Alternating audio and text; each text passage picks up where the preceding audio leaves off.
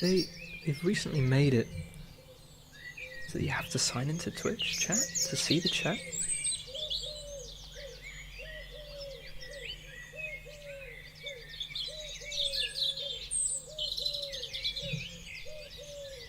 I'm just never signed in.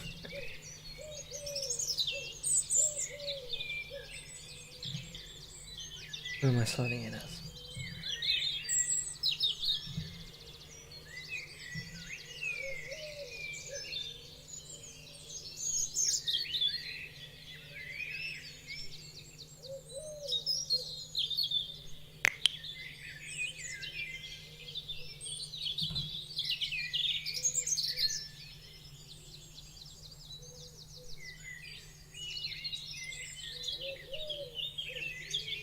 How do you know I'm live, Paddy?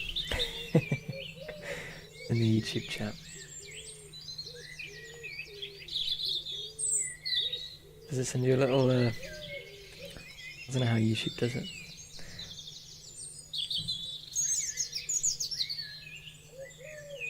Here we go, I'm in.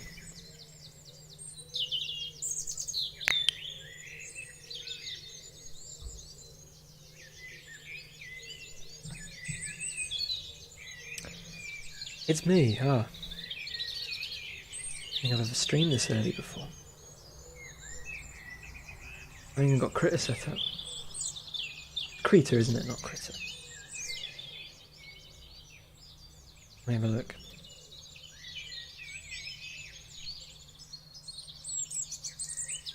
Something like that. Wait, no. Not that at all.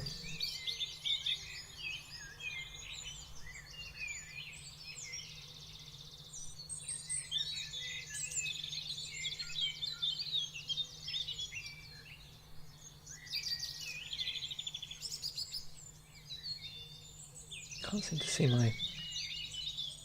Let's just get a file open.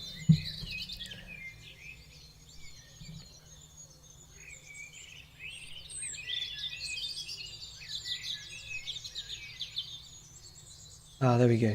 Okay. Aha.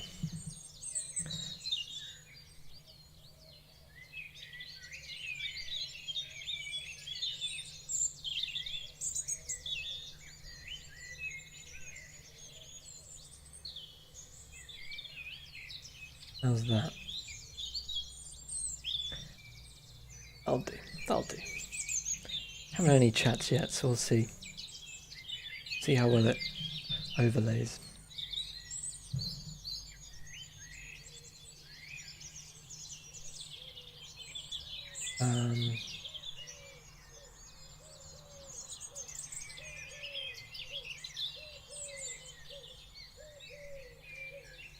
Something nostalgic in this bird sound is the...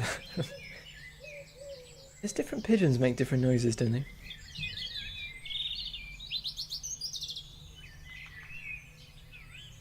I feel like there was a certain type of pigeon that grew up.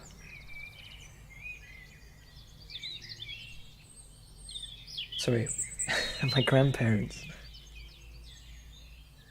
There's the... Oh, maybe it's a collared dove. That could be it. And the collared dove sounds different to the pigeon.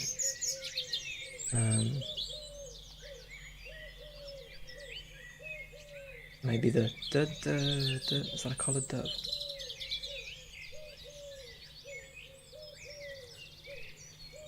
And then a pigeon goes do do do do like that, doesn't it?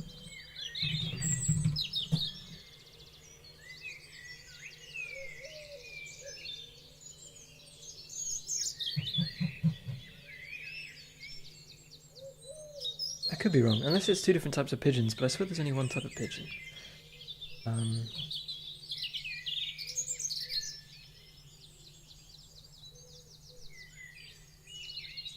Obviously there's not only one type of pigeon,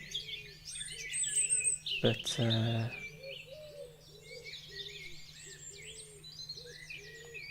generally there's one that's hanging about, isn't there? What's it called? Is it the wood pigeon?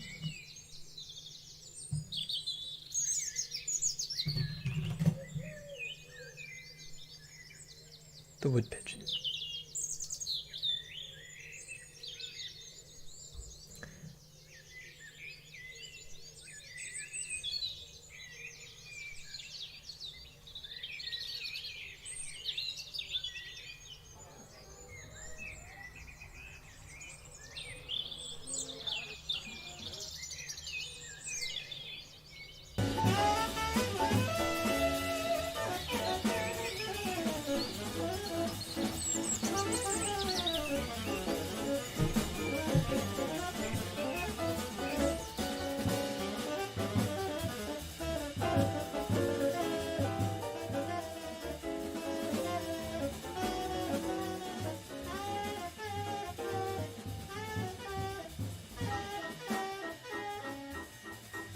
Bit manic, that one.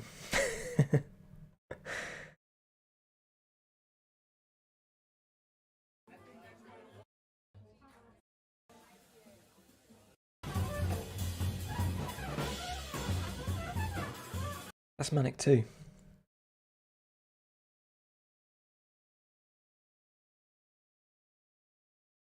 A little Monday morning.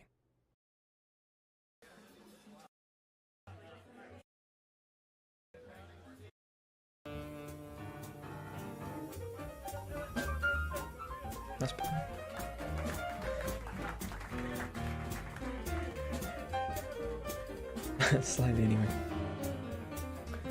I need to do another character. Kind of not too sure who to do. I need to remember who I've actually sent to Alex.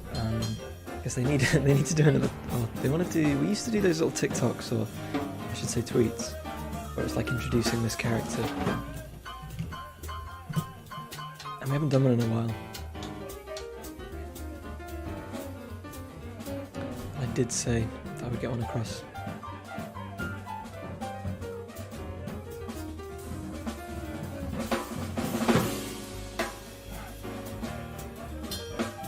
The way Google lays out their stuff drives me crazy.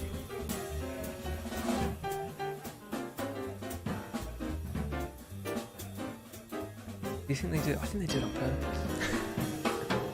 I'm not sure though. Character copy. The Caroline Otto Imogen. We've done quite a few. Just wondering if there's an easy one.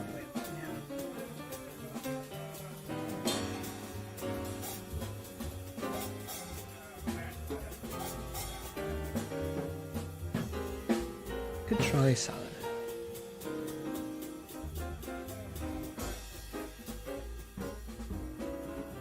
I do want to. I don't know if I've done their full eyes and mouths. No. Not that I need to for the gift, to be fair. Not that I need to.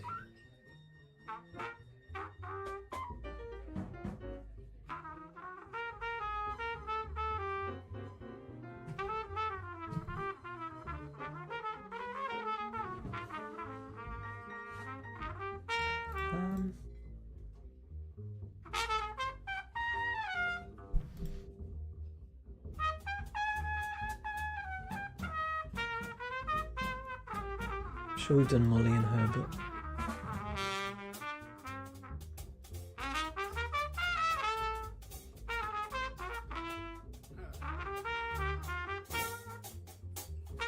Reed, we've done Reed.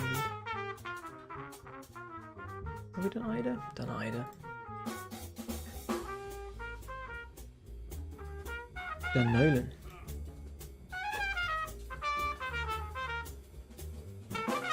No Nolan. I think Sal and Nolan would be more fun. It'd be fun to see them in the game. Let's get them in the game, I think. Let's do that. Which, to be fair, you kind of need to draw the eyes and mouths. Which make OBS a little smaller.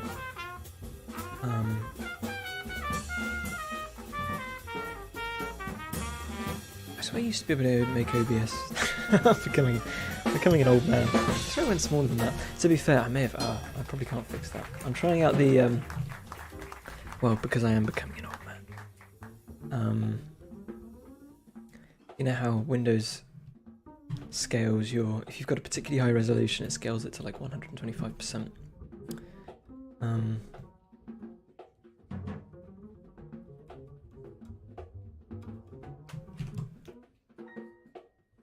Trying that out just because I think I might be leaning in to read the to read the text, which is no good.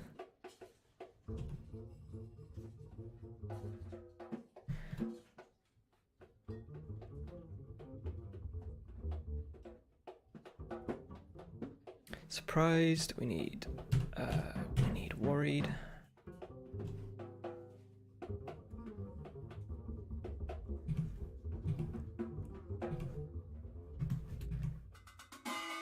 I don't know how many people are going to watch on a Monday morning, but I just thought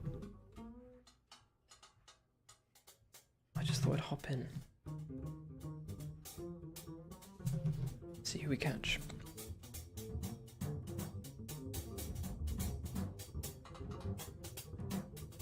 Hey yo.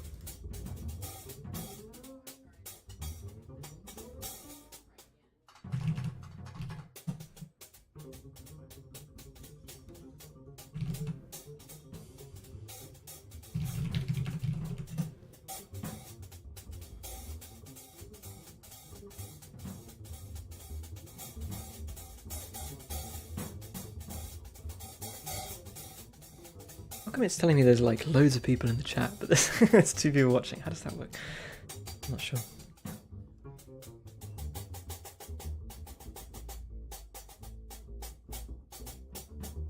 Well, thanks for joining me if you're here this early.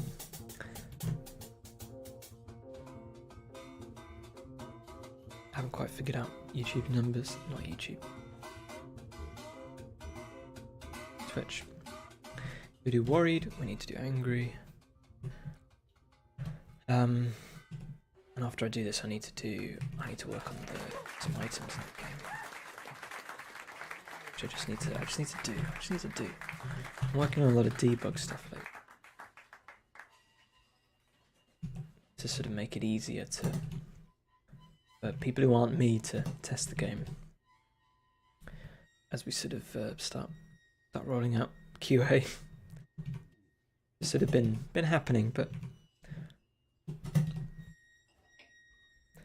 need to start ramping things up. 2, 3, 4, 5, 6. We're missing 2. It's suspicious.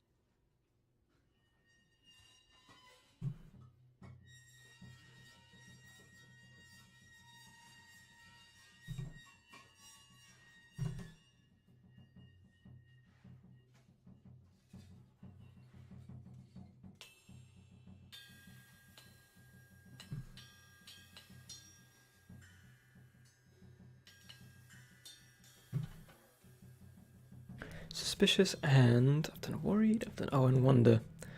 A bit tricky on these guys.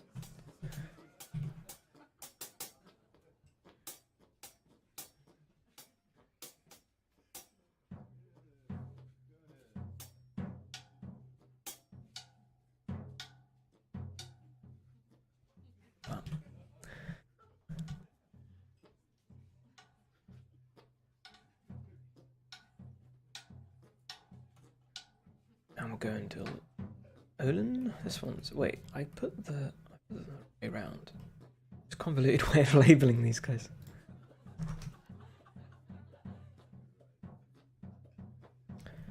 Same again, I think.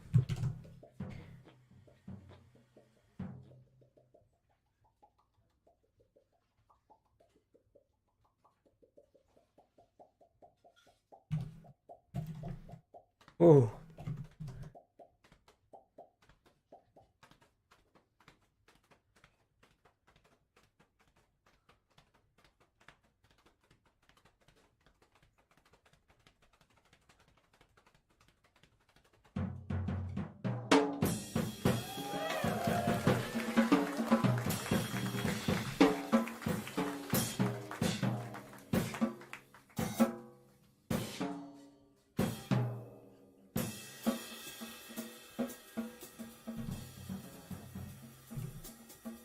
How angry can we even make Odin?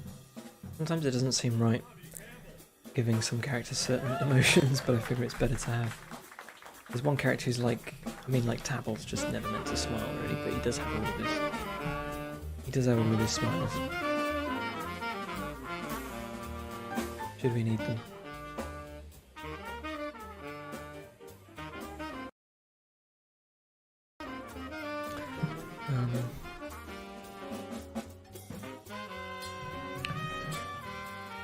Worried. Should be a lot easier.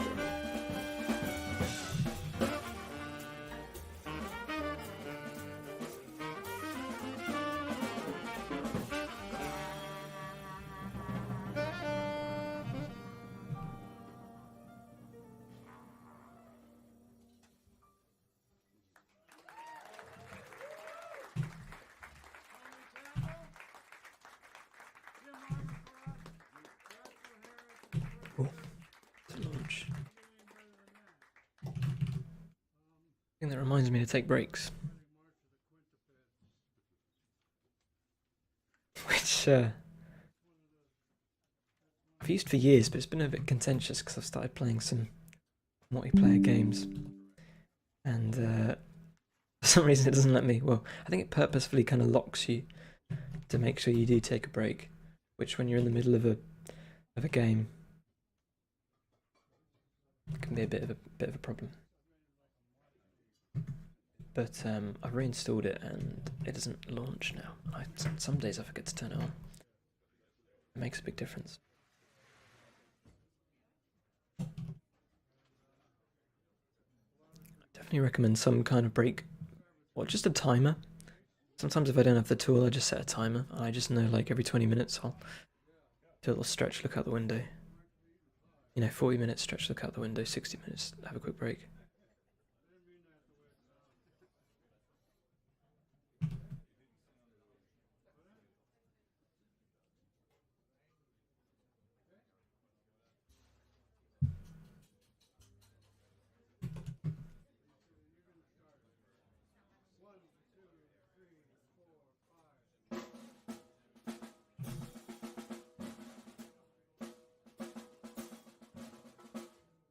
I think if you're on the computer any longer than an hour, it's probably worth doing.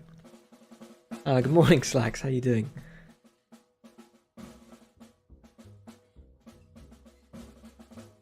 I wasn't sure how many people I'd catch, but I'll see how this goes, and maybe I'll continue into the afternoon so we can catch some of the Yanks, which I use endearingly. 1, 2, 3, 4, 5, 6, 7, 8. We got all the eyes. Okay. Is that his default eyes? They look a bit. I might just adjust them. A little bit too big there. That's better. Okay, and then mouths. I probably only have got happy and open. he's going for it a bit much there.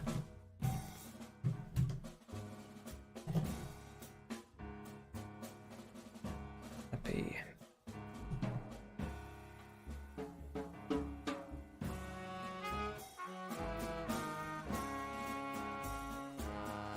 I can't believe I drew these guys in 2020.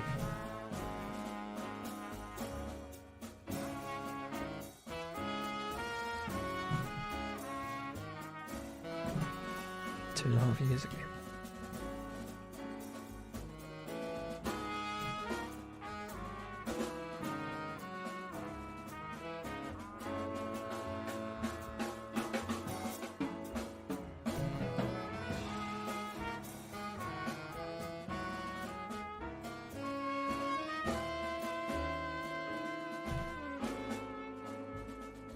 Really bad at drawing mouths. I think maybe it's because I'm left-handed or something, but you definitely kind of emphasize one side more than the other. I find it's often the side I don't want to emphasize.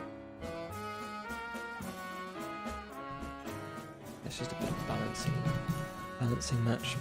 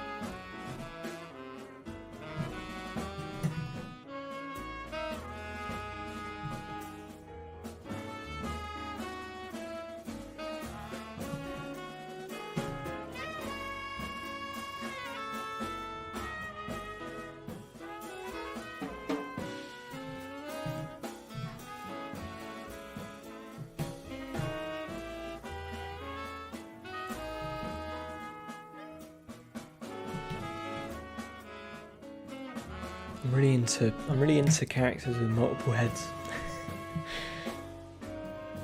It's a top tier character type, character genre. If you have fun with it, if you do the whole, like, you know, one of them wants to go, one of them wants to do one thing and the other one wants to do another thing. I like when they're kind of, it's implied they're not in the obvious thing to do is to have them like disagreeing all the time, but I think it's more interesting when they kind of somewhat agree with each other. They kind of reflect different parts of themselves.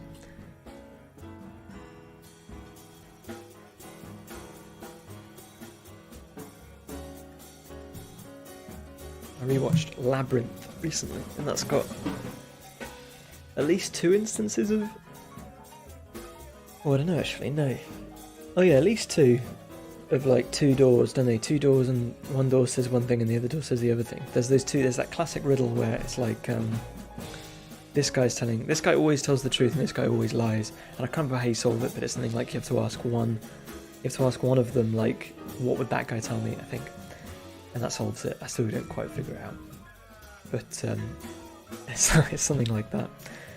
And they've got another one where... Actually, I don't know if there's a puzzle to it, but there's just like there's one door with a knocker in his ears and another one with a knocker in his mouth. And I think maybe it's just a visual gag.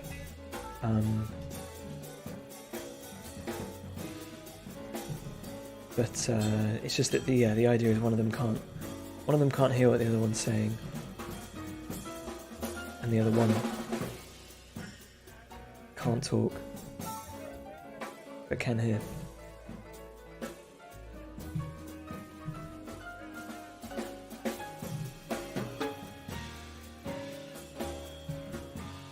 I watched that film a ton when I was a kid, and there were still parts of it I don't remember. Like there's this whole scene at the end where they go into the Goblin City, or if you can call it that, it's more like a what do you call it, I guess? Is there like a term for when you've got like the I'm sure there is, there's like the castle, and then the squalor where everyone lives. You know what I mean. So it's not like a city, it's not like utopic. But all the goblins obviously live down there. I just don't remember that scene at all. And they have this like big fight that kind of goes nowhere, because there's only so much you can do with puppets. Great film. And I think it's aged surprisingly well. There's some really bad CG at times, which surprised me. I don't remember there being CG, but and what's the thing with Star Wars as well? I remember watching Star Wars for the first time and there was a bunch of CG in it, and I was sure, isn't it like the director's cut? They like add CG bits? Really strange decision. Maybe in retrospect. People get a new technology and they're just excited to try it out, I suppose. And they're like, how can we improve this with it? Or there's a chance to improve this already good thing. Dealing with medical stuff right now, not much fun. Do you work in the medical field, or is that your own kind of medical?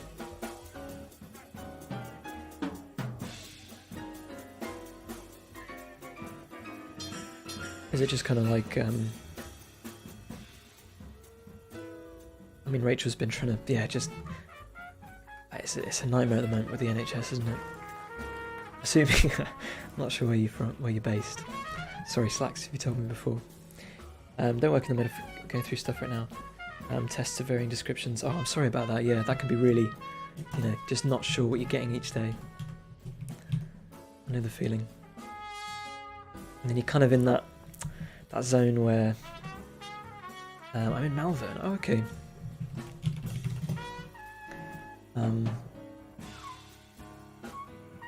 I need to look up roughly where that is. I've got an idea.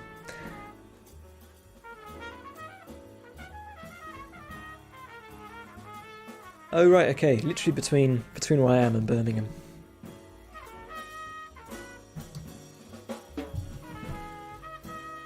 Yeah, and I think it's a shame about the NHS because I think the people who work in it genuinely want to help people, but then it's just like, you know, how do you, and you have to prioritize people at the end of the day, but then you start feeling second class when you know no one's prioritizing you.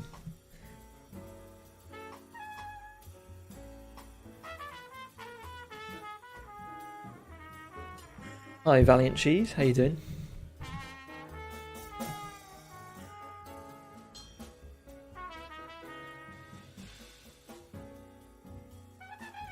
Good to have you here.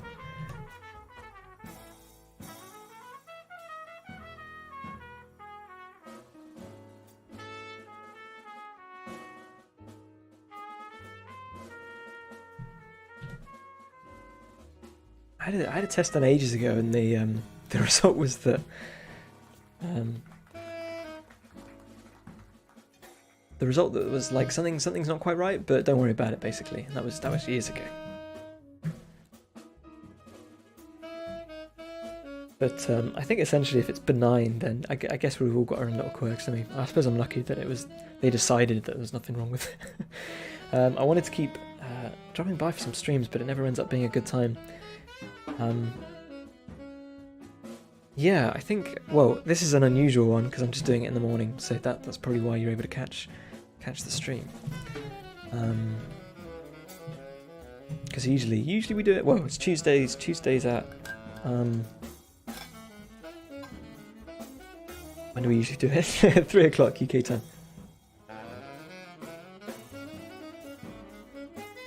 But I kind of thought if I don't just wake up and just stream, then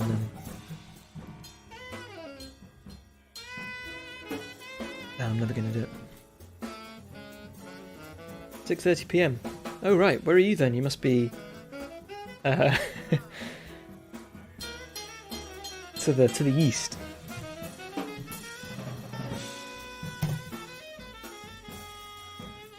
It's not no. How many hours is that? 6:30. Quick math, Louis. About 9 hours? Oh, it is Australia. I was going to say, is it Australia? But I didn't want to seem goofy.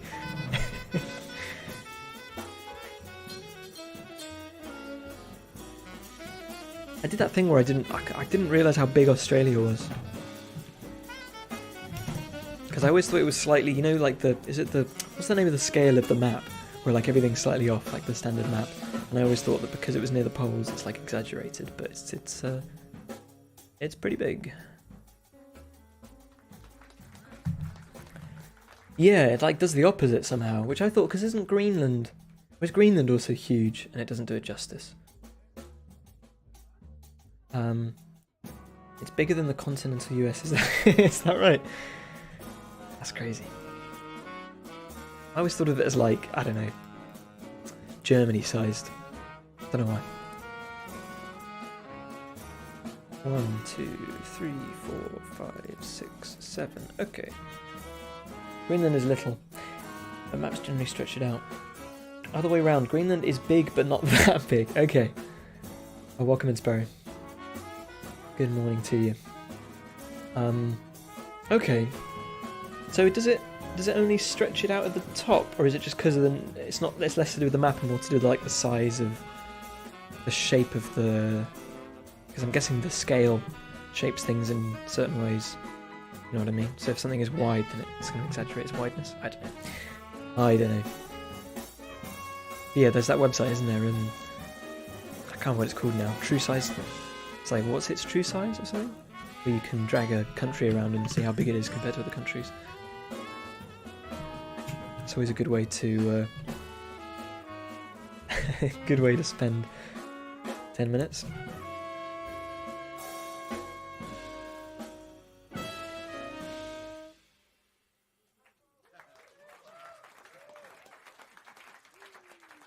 Europe size, not China says. Oh, so it is smaller than China. Okay.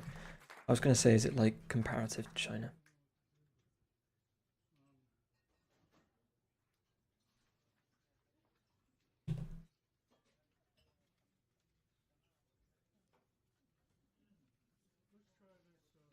That's it, Mercator projection. Distorts areas so things look larger than they are close to the pole. So how come or smaller close to the equator. Oh, so am I getting it wrong because Australia is? I always think of I don't know why. I always think of Australia quite close to the South Pole, but it's not, is it? It's on the. It's like, I mean, parts of it. The equator goes through Australia, right? I've got a world map right here actually because I was looking up Birmingham. Yeah, there's very little, isn't there? Unusually little between Australia and the South Pole, which is why I think it messes me up in my head. I have a Peters projection in my house when I was growing up. Oh, okay. Is that, I know there's the ones where there's like a bunch of circles. Does it not? Oh, okay. I don't know why I thought it did. Maybe just because it's hot. I assumed it was because it was hot.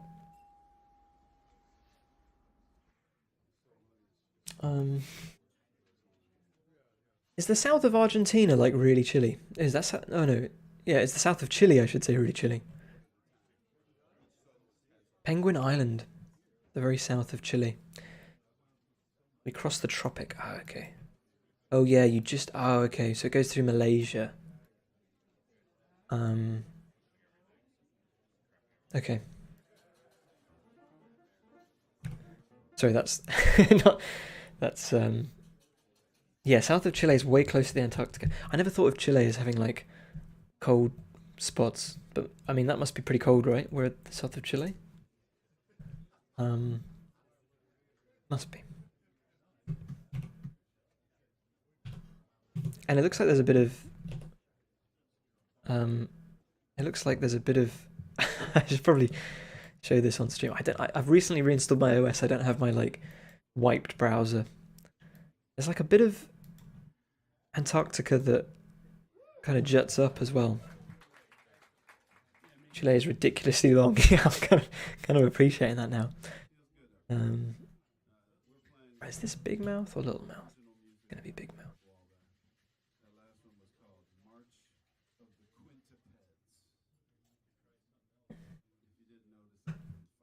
Yeah, it's strange. I guess that probably broke away from. I need to get. Hang on. Let me get my.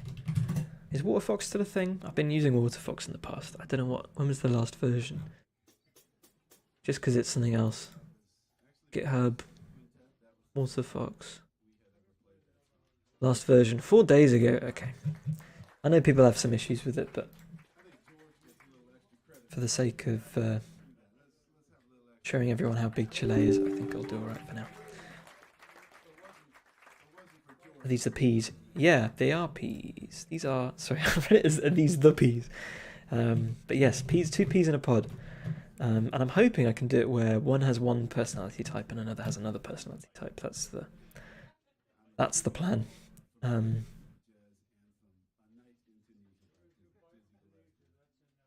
The peas knees.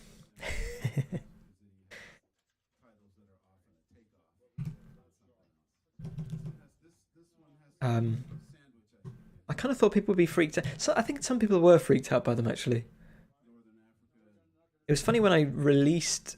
I kind of gauge things based on. You shouldn't do this, but like before the game, we announced it and the press and everything took it up, and I got a lot more attention. I was doing on Twitter. I was posting them. And I was doing it based on. I was trying to see like which characters were popular based on social media. Social media likes, and I don't think these guys did very well. By these lovely pea friends? Question mark. Oh, sorry. What was the question? Just lost myself. Boo Philistines. Yeah, it's a really bad way of because like the thing is like I'd maybe be getting 7 likes, like 7 likes tops, which is it's. I'm not saying that's not a lot, but within that region. Some people are going to be in bed. Some people have had a late night. Like you can't always assume that it's like this perfect tracker of people's behavior. Oh yes, I said people were freaked out. Yeah, or maybe I was just drawing them at the time, and I was like, oh, that's a bit freaky. I don't know. Rachel finds things freaky. Sometimes I always find it. People find different things freaky, don't they?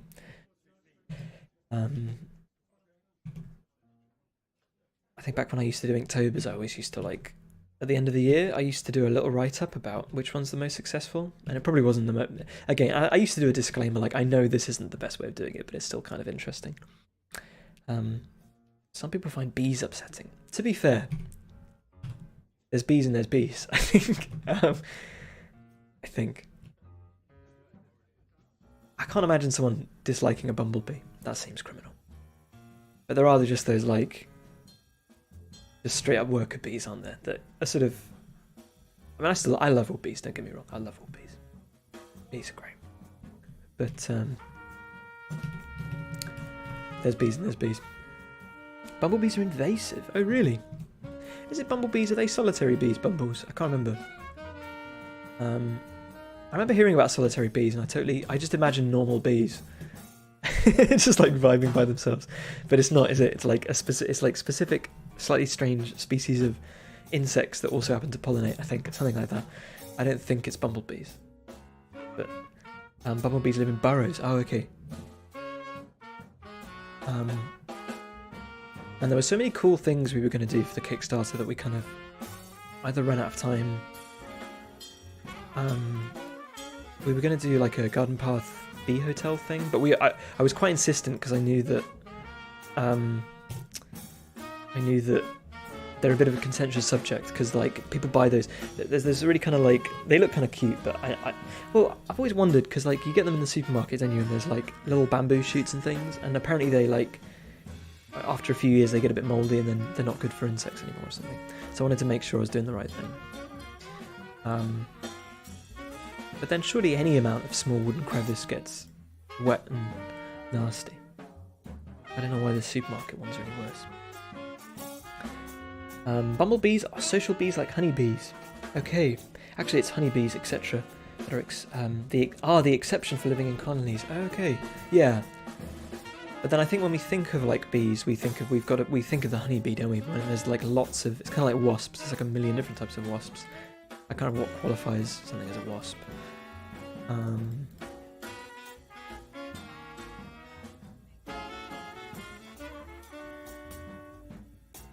I was thinking yesterday we were going to do like a charity thing, but Kickstarter, funnily enough, doesn't let you.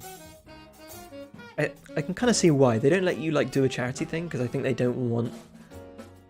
I think they're very much like we're fundraising for a thing, and we don't want you to kind of like use charity as a bit of leverage, which was a shame.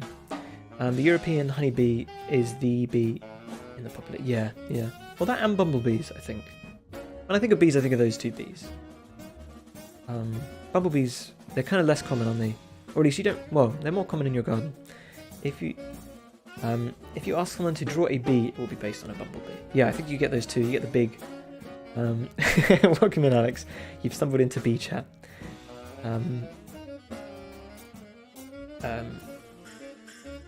Yeah, you do the big bee butts, don't you? The big bee butts. We don't have bumblebees in Australia. None in Australia. Yeah, to be fair, Rachel kind of runs away from bumblebees. I think it's the size of them.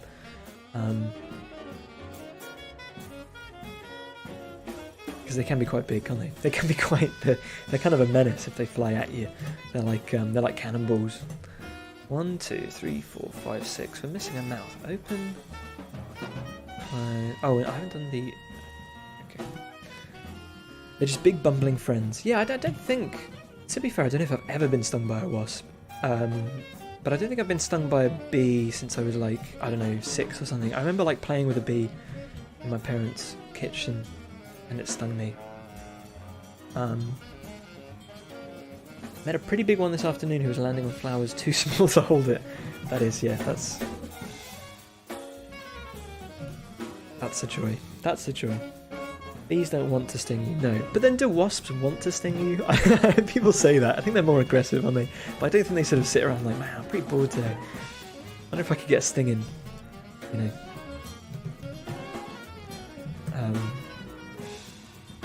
But I think they're more, because again, there's the whole thing, like, people say that bees die when they sting you and wasps don't, but I don't think it's quite that simple again. I think it's certain bees and certain wasps. Nothing's ever quite so simple, is it? Insects are so cool, man. Really, people. I was just watching that video about bed bugs that Mark Rober put up, and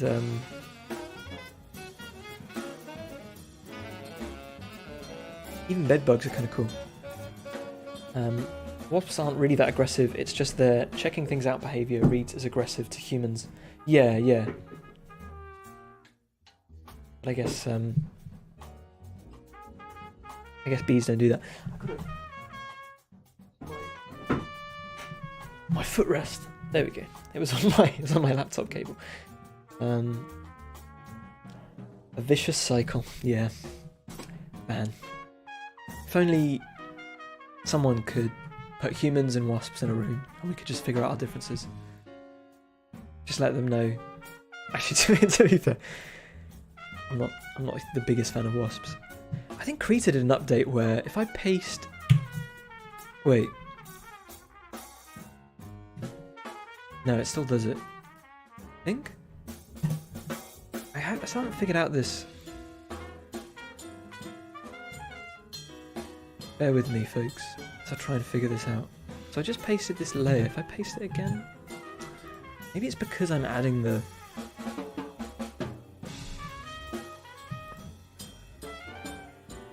It's kind of annoying, because Affinity will always do, like, its best guess as to where you want to paste something. Whereas Krita... So if you've got a small enough document, it'll always just paste it in the middle. Whereas Krita will kind of go, oh, this location here, even if the document is this big, like just up here, then we're going to paste it over here still. Or at least it used to. I don't know. Just lock people in a room full of wasps. Yeah, they'll learn to get along. I've been learning how to use Krita. I have no idea how to drive it half the time. I think the best thing to do is go with it step by step, figure out what you want to do, and then set up your key bindings. Because I think the interface is a bit of a mess, but I very rarely use the interface. But I think if you're like, this is what I want to do, and then figure out like just a key on the keyboard, because I've got like pretty much on the right side of my keyboard because I'm left-handed, and I've got like pretty much every key that my hand can reach does something different in Krita. I've really got myself muddled with layers now. Here we go. Paste. See, I don't know where that's gone. It's not there, is it? If you're zoomed out far enough, GIMP will put it in the middle, but if you're zoomed in... Oh, okay. I don't even know where it is. Usually it tells me. Unless, hang on, let me just move. Oh, it is there. Did anyone see that? Did it just appear? I don't know. I don't know. Okay. Right. So this is why we were joking the other day that it looks freaky, but you have to do all the mouths in one layer. I haven't figured out a better way of doing this, but you do all the mouths in one layer. And then you export them out as a group, and because it's Krita, it doesn't let you paste it as a group, it pastes it as a flattened image, so then you have to repaste the group in, and so on and so forth. It wasn't there before. Okay, I thought I was going crazy. But it could have been a weird rendering thing where it just lazy rendered it. I'm not sure. I don't know. I know there was a thing. I know like GD Quest did like a plugin for Krita which like auto exports everything, but I think it like doesn't quite have what I want it to have. You can't copy a group between images. It's actually really good. I really, like, in some cases, I'm, like, really glad well, maybe not, to be honest, because sometimes I, like, pull something, and I don't want all of its layers, I just literally want a crop of that thing. But then, to be fair, I could just group everything and just flatten it, like, it wouldn't be that big a deal.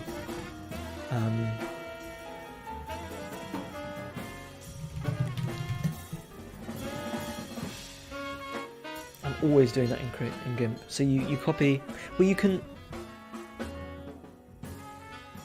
don't get me wrong. Wait, let me give Krita the benefit of the doubt. You can definitely copy a group, go into another document, and paste that group into a new document.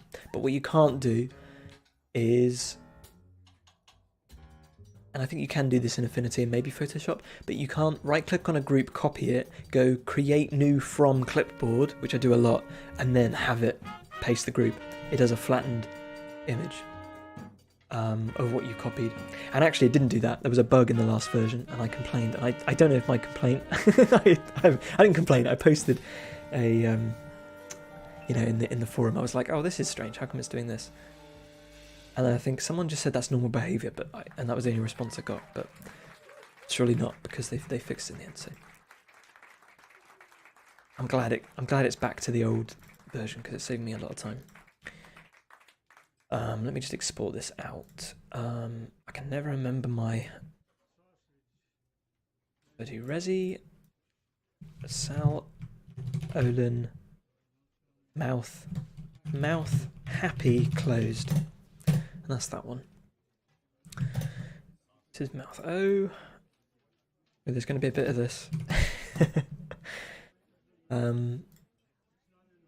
Well, no, it used to be, that's right, if you copied a group with a filter layer, it wouldn't flatten, it would just paste something that was 1 pixel by 1 pixel that was empty, or something you completely couldn't use, which is a shame. So I had to keep going back and forth between filter layers to copy them all in one by one. If I drag and drop a group onto the special make new document region and create it, it'll make a new image with that group. Okay, so it is different. Yeah. Oh, is this open 1 or open 2?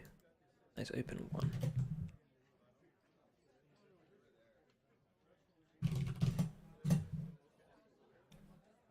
I haven't had to do that before I can think of. Yeah. I think that it's a funny thing about certain software, like you just find that certain people, most people use kind of 20% of 100%, but everyone kind of uses a different 20%. And it's funny when you kind of like change something, who you kind of tick off.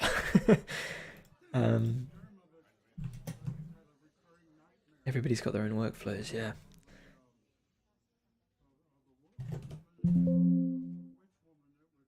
It'd be really cool if I could do if I could just set up my creator so that the layers somehow not algorithmically, logically exported the layers out with filters to their exact location. Oh, and I'm sure you can do it. But it's one of those things.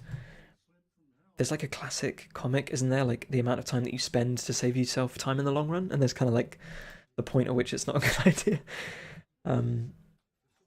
Which I feel like I could start encroaching on.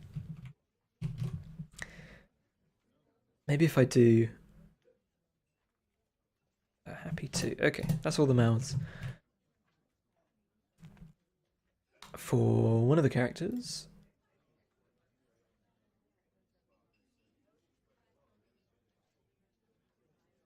It's nice to make your own tool helpers sometimes. I mean, yeah, I think that's slightly beyond me. I could get into it though. Isn't Krita uses Python, doesn't it? And I think I can somewhat work my way through Python. I'd need a bit of practice because I'm so versed in GDScript, which is, I know, is similar but not quite similar. But I started off by learning a bit of Python. Then I started in Godot. So I always do this when I bring a tea up to stream and then I forget to drink it. Cold tea isn't that bad. I think people just need to. Like bubble tea. Bubble tea is just cold tea. I haven't looked at Krita's extensibility. I've written a few GIMP and Blender add-ons. Yeah. Well, I think Krita is just as extendable. Maybe not as much as Blender. I know Blender is a real power tool. I think Krita's getting there. I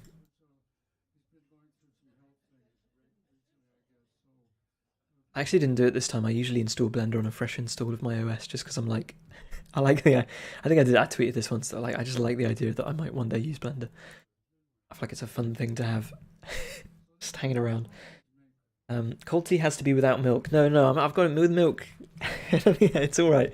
I think it's all right. Lukewarm though, I don't know. If anything, I'd prefer it cold than lukewarm. I think. Cold coffee's okay as well. Ooh, wrong thing. So I've got a theory here. I'm exporting it without the thing. Oh, I just realised I named them all wrong. That's okay, I'll fix it later. That's okay. So I've just pasted that in. Oh, and it's right there, so it is doing it right. Just I need to not have the filter layer copied in, I think. I can't tell if it's moved it slightly, I think it has. Is that because of me though?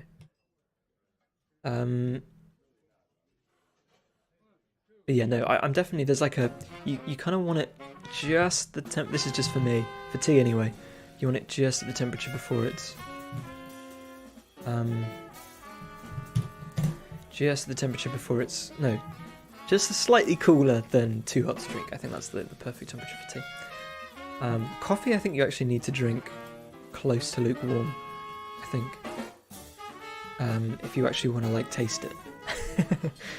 I think coffee tastes best when it's like just above lukewarm.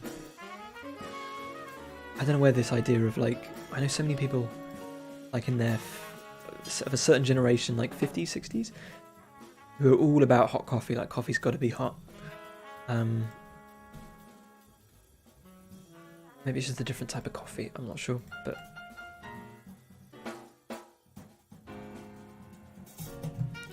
right. This is Olin Eyes. Olin Eyes Open. Oh, I forgot to put Resi at the start. I'm not thinking today. Resi. I kind of slowly learned that folders are basically useless, that you basically have to name all of your files as though they're in a folder. Because if you want to like search for anything, you just have to like include pretty much every folder it's in before. Not every folder, but as long as it's like got a unique, something unique to it. Similar to functions as well. I used to have loads of functions I just named start, and you kind of realise that if you're like searching for something, then you're much better off doing like start and then whatever the class is or something. I know people who pretty much drink boiling water. It's like how much damage. There is something about that. There's like if you consistently drink something over 80 degrees, but 80 degrees is like really hot. You can't. I think you have to really damage yourself. Oh hey Daniel, how's it going? I do really like. I want to get into cold brew this year. Cold brew is super. Oh, you got filters and everything. Because cold brew, you can just like put a cafetiere in the fridge basically. And it's fair game. And it's a good way to get rid of like old coffee, I think, because it pretty much all cold brew tastes the same, as my understanding. Oh, I'm renaming these wrong. That was suspicious.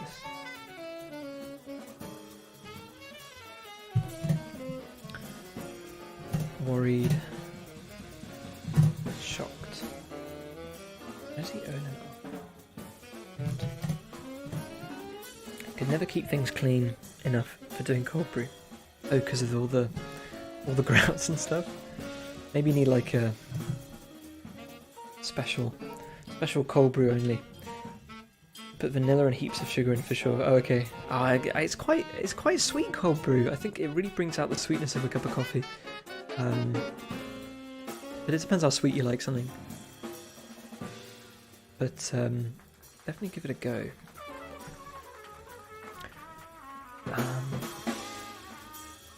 Eyes angry. Vanilla sounds good though. There's very little that vanilla doesn't improve. Oh, what are these eyes? I don't think I did anything to these. Oh no.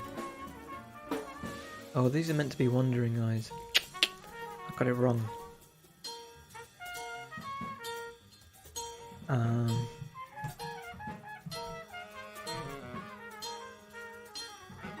could just really cheat it. I don't even know what I'd do for his wandering eye. Might just cheat it and pop them up here. Works for now. Top tier flavour. We were watching Claire Saffitz make birthday cake this morning, and she had like a, a jar that was like this big of vanilla essence, which must cost, I guess if you're like a baker and that's what you do, then it's probably the most economic thing, but it must cost, I don't know, I don't even know, vanilla beans are like pricey, aren't they?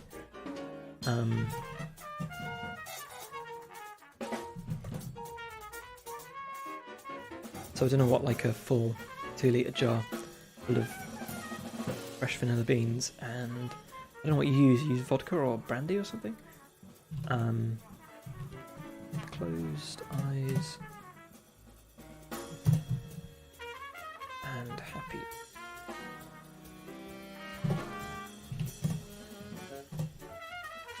Something that big is easily 4 plantations of vanilla in one bottle. I don't know if I'd go that far. But,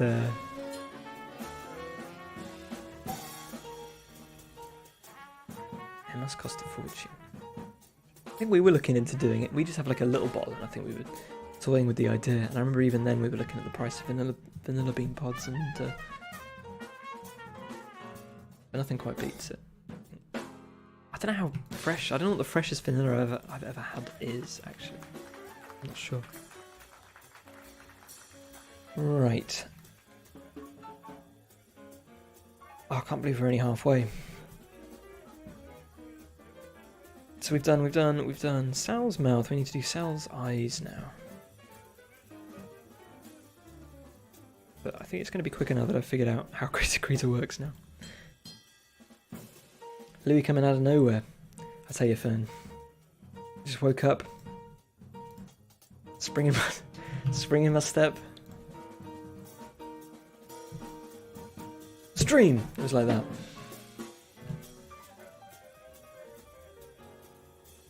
No, I was planning. I was thinking about it last night, actually.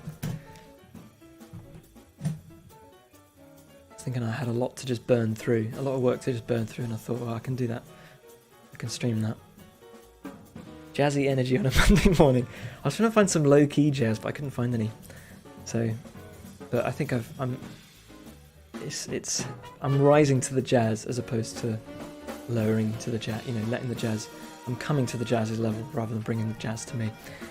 The jazz is making it.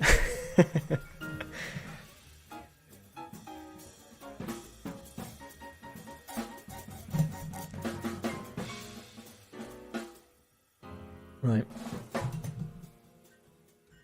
Actually, I don't know if Alex has realised, but I'm doing the GIFs I said that I would do on Saturday for Alex at the moment. That's the project at the moment.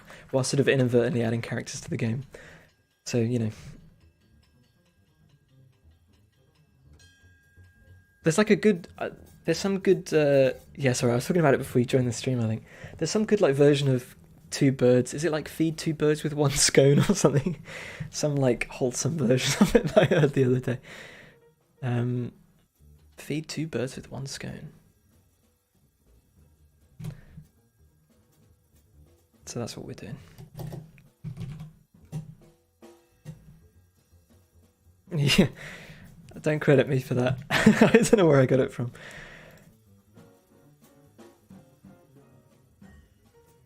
One day. Is that the dream? When you figure something out, you come up with a saying and it becomes... Or maybe no one would believe you, would they? If you were like, oh, I came up with the phrase... I don't even know. What's a good example? Well, that one just there, I suppose. I came up with that. Maybe you didn't even come up with it, because people come up with things at the same time, don't they? I remember there was some phenomenon where, like, all the sheep in Wales or something at the same time figured out they could roll over those to get out of the farm, escape the farm. They could go on their back and roll over the grates or something. I could be wrong. But there was some, like, phenomenon where they, like, somehow all figured it out at the same time across the country. I could be totally wrong about the details on that. It might not have been Wales. Maybe it was international. A not quite albino dove that has been visiting my yard let me walk by without getting scared off today. Didn't have any scones. So there you go. Maybe, you know, you haven't even experienced the scone potential yet. And you're already there. And scone potential hasn't even been reached. So stick to it. The Great Sheep Roll of 95. I think it could have been like 15 years ago maybe. It was just one of those things they talk about on the news. Well, not even the news, it's like a Radio 4 special, you know. Someone noticed this thing. I think it was a farmer. I don't know, I can't remember. I need to organise my thoughts. Or is that lame? Maybe it's lame. Maybe it's more fun to just be like, I heard this thing one time, and I've got no idea. Scontential. It was okay. It was okay. Scontential. Scone. That's the problem as well, because I say scone, not scone. And I'm by saying two birds with one scone, I'm yielding to the sconers. Because Because then you can't make the joke, what's the quickest cake in the world? Scone. Can't make that one. We say scone in Australia as well. Good on you. Australians stay winning.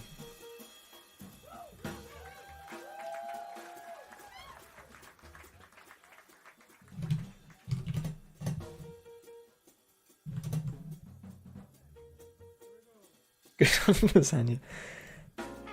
Oh, I had lasagna. Rachel makes this amazing tuna and broccoli lasagna, which we had yesterday. Actually, I've got it for lunch today as well. Oh, gonna be just as good. Just as good cold. Maybe I'll stream myself eating. No, I'm not gonna do that. We're doing a good lasagna actually. We're not vegans, but you can do a good one with instead of minced beef, you can do like lentils, and you can't really tell the difference. I think like red lentils. If you make them just mushy, actually you want it kind of a little bit with a bite. I can't remember how she did it, but it really came out well. Has a similar texture to minced beef. At uni, we've had a big debate about scone being a collection of people from West Wales and northern Scotland to Kent, and many points in between. There seems to be almost no geographical, at least that I can figure out. I know typically it's like southerners say scone and northerners say scone, but everyone I know says scone. One of the Scots started holding out for scone, as in stone of the scone. I can't quite do it.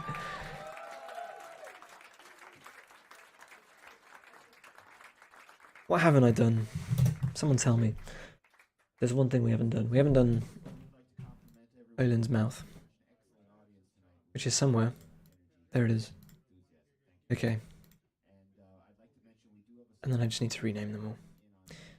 And we're going to get them in game.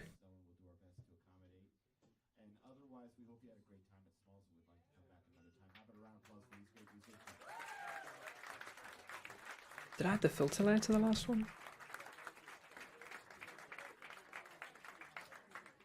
I feel like I did. I'm going to just say that I did. Probably leave up. I always close them after I export them, but I should probably leave them up just in case. Maybe I'll do that in the future. Ooh.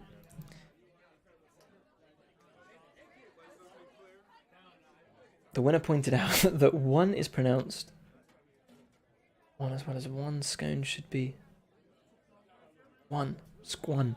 Like squan. Squan. That's a good one actually, because people often cite various things, don't they? That rhyme with scone or gone, or what's an example of a scone one? Scone alone. But no one ever points out one. Does anything else rhyme with one that's spelled like one?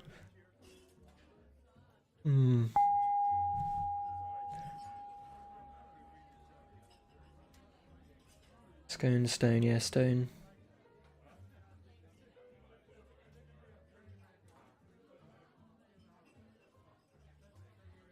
Done. Done, one. Oh, well done, yeah, that's spot on. Yeah, Alex knows.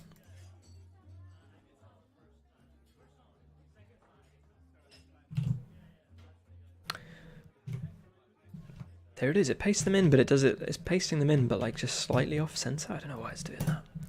No idea, but it's alright, it's alright. Oh, and I haven't even exported their faces yet. Right. There's a couple I've not named properly. I think. Oh, unless I renamed them. Oh, I did Resi. Here we go. Let me just quickly rename.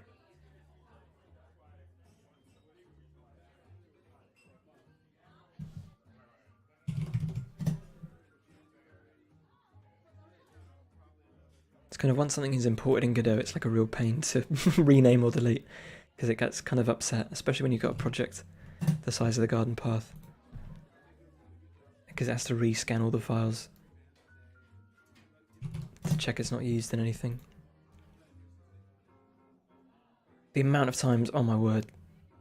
The amount of times I've done this, and it basically just wipes like an hour out of my day when I accidentally drag one folder into another. And Godot's just like, yep, that's what they wanted to do. Let's go. Let's drag their entire assets folder into this one NPC's data. And I figured out now you can do the split thing, and so you can actually, and I haven't done it since because you can. I just wish it was like, are you sure you want to do this? Because if you break it, you kind of break all your files. So you kind of just have to let it sit there and just go through it all, which takes a good long time on a project like the Garden Path. And then you've got to redo it, and sometimes it doesn't do it properly. Sometimes it actually broke itself halfway through. Real pain. Most of Hive Times. Are you the Hive Time guy? I'm really sorry. I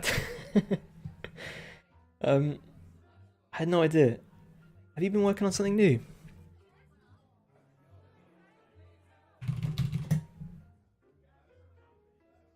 Oh, that's so cool. Oh, I just didn't put 2 and 2 together. I knew it was cheese something, and I knew Hive Time, and oh, that's so cool. I didn't realise. Fossil Sweeper. I swear. Oh, what's happened to Mastodon? Have they changed the design? Do I like it? Oh, there we go. I was slightly too slimmer.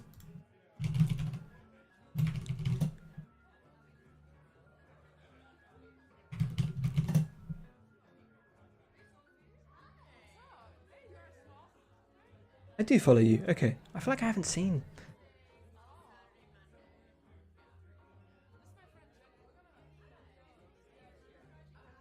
Oh, well, I hope it's going well for you.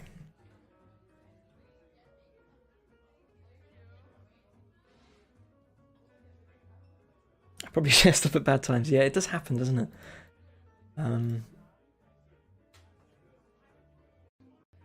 Like I was saying earlier.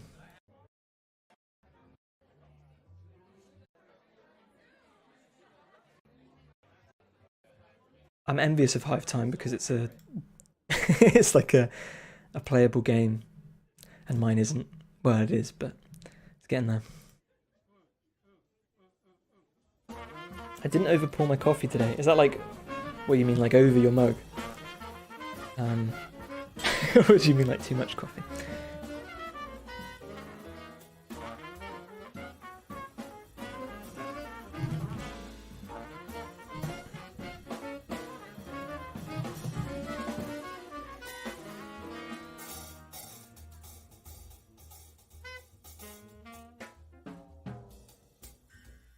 Oh, this is getting too many files to manage now.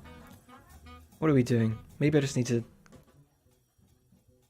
Resi, Sal, Mouth... Wait. Oh, Sal... Oh, Olin. I've never had to do this with multiple characters before. Okay. Here we go. Olin, this is happy, this is sad. Oh. Sad open 1. Okay. I've been focused on system implementations, so there's like 0 content in there, and you've got to fill in the blanks with your imagination a bit. Is that for... There'll be more than just Australia on the world map, and there'll be more than these 4 silly placeholder skeletons, etc. Yeah. Oh, okay. Oh, how long have you been working on that then? I feel like this has totally passed me by.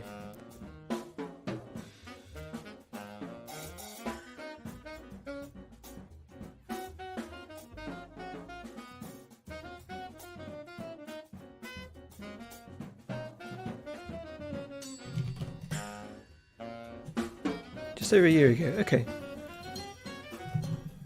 So you're in it. You're definitely in it.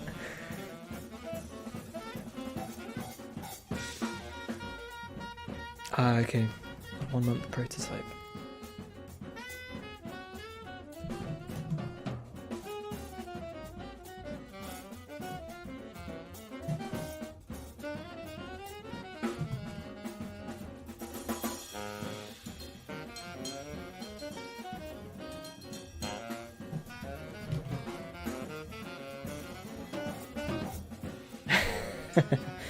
Yeah, that's game dev. 10-month production schedule. I feel like I'd quite like to use the garden path, quote unquote, the sort of the infrastructure I built for it to do something completely non-garden path. Maybe in 5 years' time or something. The idea of starting a new project absolutely terrifies me. I've got no idea how I would do it. There's so much infrastructure to the garden path now. Some of it less pretty than others. I think my last several projects coming together in around/under my projected time frames lulled me into a full sense of security. Oh well, you've done well to generally have. I mean, to be fair though, with my old games, I mean, I definitely had a scale.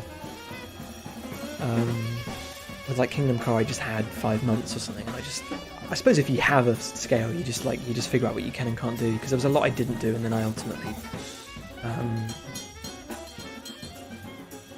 put them in retrospectively when I had more time. So I guess ultimately it was probably a 7-8 month project. We just turned down the jazz a little bit.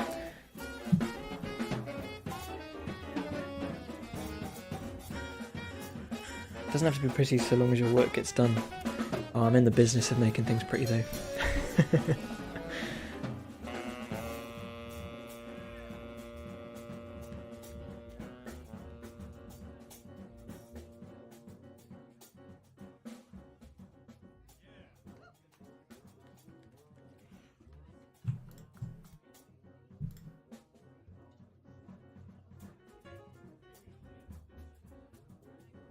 Kind of always thought we were talking about this over Easter with my family. I don't think I actually enjoy art. The physical pen to paper, I get virtually nothing out of. But seeing kind of I don't really draw a picture and think I'm glad I drew this picture. I enjoyed this and I'm glad I've got the end product.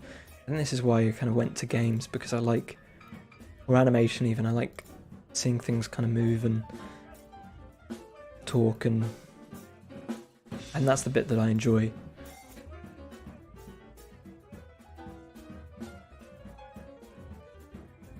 And I enjoy making music as well. I really enjoy the music.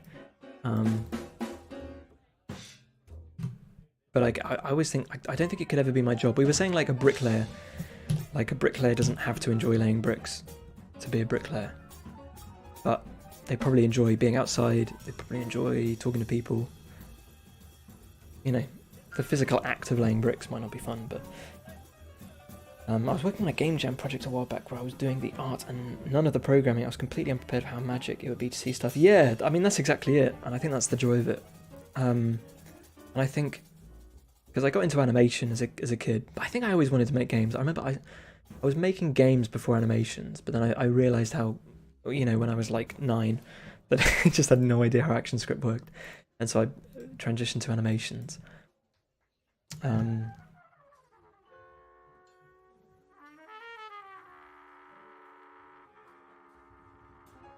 Normally I'm doing my own implementation, so it's incremental and I'm in the middle of it.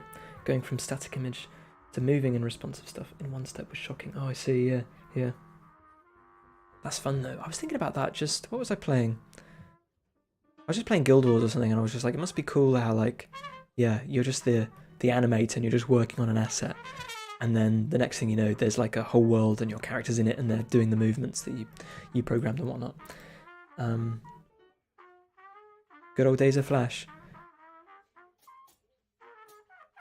I had this idea for a podcast, which I'm probably never going to do, but I've just got a name for it, where I interview people who used to make the old Flash games who've kind of disappeared off the face of the planet. And I call it the Shockwave Files. I think that's what it's I just had the idea for the name. No one steal that, that's mine. I don't know if people would be interested. Is it too niche of the Shockwave Files?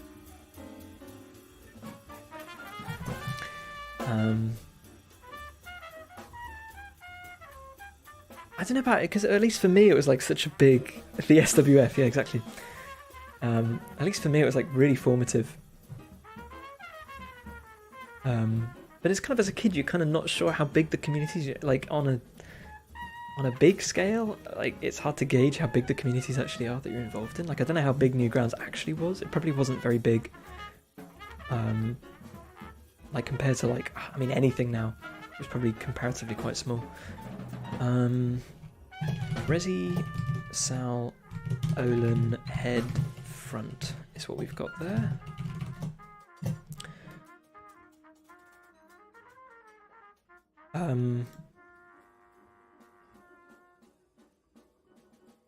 I also feel like I wouldn't be worthy to interview some of these people. I feel like I need to. I'm sure they'd like be happy to talk, but oh, we've got my little diagram there. I've got to get rid of that. Like, do you remember Bracken? What was it called? Bitey of Brackenwood? Like, what's that guy doing now? I feel like they were such celebrities in like such a small little sphere, which wasn't too small. Probably tens of thousands of people, maybe. I don't know. I always say I feel bad for the people that learn action script and then just just were basically told, yeah, sorry mate.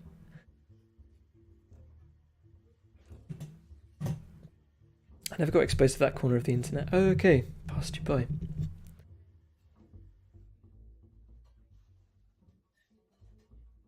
I feel like if I was just, I might have said this before, but I feel like if I was just like 5 years older, I think I would have like really gotten stuck into it. But again, I don't know if it's really paid off for anyone, and it's not really paid off for, you know, like YouTubers back in the day. Like, I mean, Rhett and Link have kind of converted, but like Julian Smith, like he was huge, and then now I don't know what he's doing now. I'm not saying he's like maybe he's enjoying not being so public, and I think he does still upload stuff. But it's funny that like, I guess everyone has their moment, but it doesn't feel like it was one of these scenes that like created stars. Do you know what I mean? I think things move too quickly. Maybe that's just the way it's going. Like, you know, when you look back at like certain places at certain times, and it was just like where rock stars just happened to all come from because they were all thinking the same thing, and then, you know, they're all part of this one community, and they all went off and they all kind of did their own thing. And I'm not saying they're all nobodies. Ego Raptor, that's a good point. He's still about.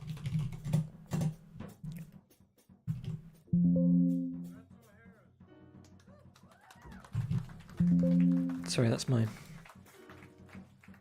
The new Windows 11 blah blah sound, which I'm still getting used to. I think I prefer the new sounds though.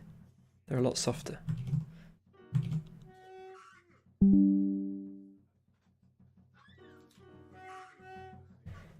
I was making Half-Life mods. Oh, okay.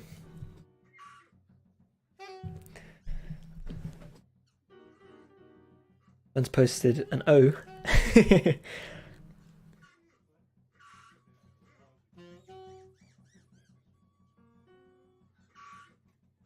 Muted all the Windows sounds always. Oh, only between 10 and 11. So if you've made that jump, then that's the change. Do you mute them? I recently installed Linux, the Cinnamon Linux environment, which has like all the little. It makes like a little bird tweet noise every time you open a window, and it makes like a little shuffling sound when you minimize everything. And I really like it. It just like makes it feels like, you know, on the Nintendo Switch, like every action has a little kind of fun crunchy sound. Like they're not too bad. Some of them are a bit worse than others, but just makes using my laptop kind of fun in a way I wasn't anticipating. Am I making my stuff on Linux? I kind of don't use Linux as much as I. The trouble is I've got a lot of freelance. When I do my freelance work, it kind of has to be on Windows software. So I kind of usually default to Windows. But if I've got a day where I'm like, I know I've not got any. Also, I haven't set up my streaming. So, but if I've got a day where I'm like, I'm not gonna be doing any freelance work. Like today, I probably would have if I wasn't streaming. I really like the GNOME environment now. I really like. It's just so like.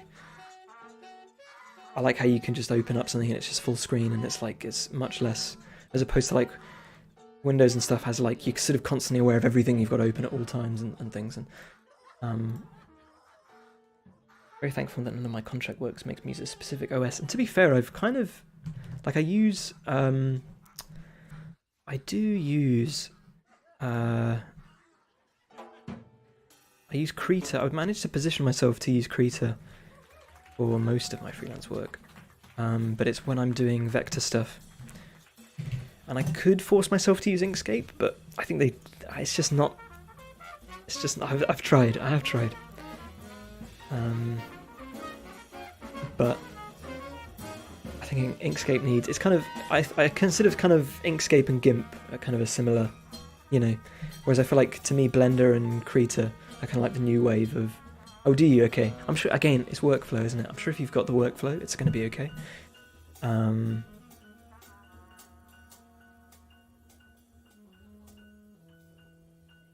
But yeah.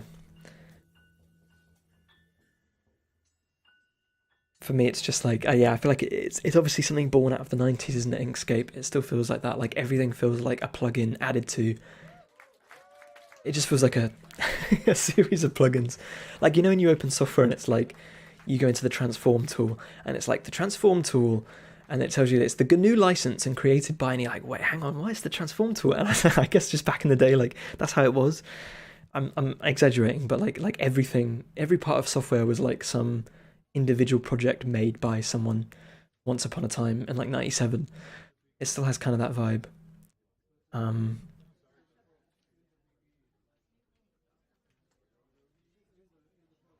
was on the organising committee for a Linux conference back in 2009, spent like 100 hours working on a logo and key art in Inkscape.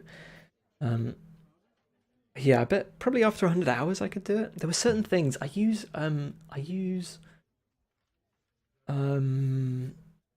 I've forgotten what they're called now. Like layer masks. I use them a lot. And in Affinity it's like as easy as dragging the layer underneath the layer that you have. And in Krita it's as easy as you basically just hit a button. As long as it's in the group, it'll layer mask to the thing below it. But in Inkscape, you have to like make sure you've selected. If you've got two things, you have to kind of make sure the first one you selected before the other one, and then there's like 3 different modes, and you select them, and then it kind of hides the layer, so you can't really work on it anymore. And yeah, it's a bit of a. It's not something you can kind of. It's something you can do like once if you're like, I just want to put this in a circle. It's like not a problem. But if you're doing kind of like multiple shading layers within a layer, which is maybe just bad habit, I'm not sure, but it makes life a lot easier. That's the Tuz character on the Tux's Wikipedia page. Someone uploaded because it's a bad render. Tuz character?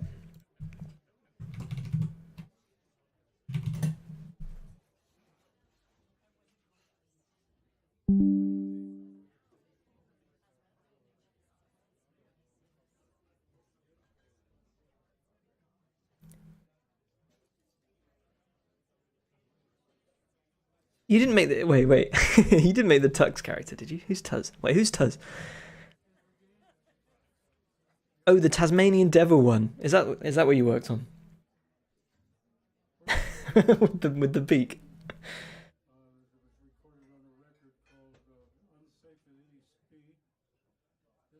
Oh, that's cool.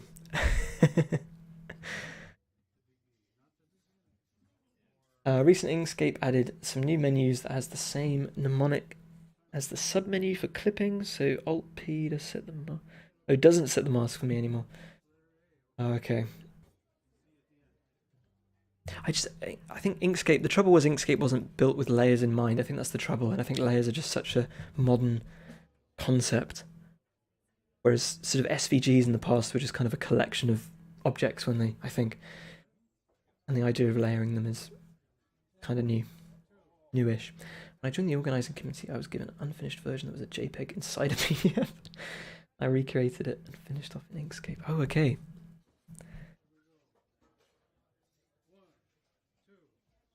Oh, so that's the icon for the conference. I see. I'm going to take a quick break. When I come back, we're going to import Sal and Olin, the P characters, into the game. That's the plan. Just going to take 5 minutes. I'll see you guys in a bit.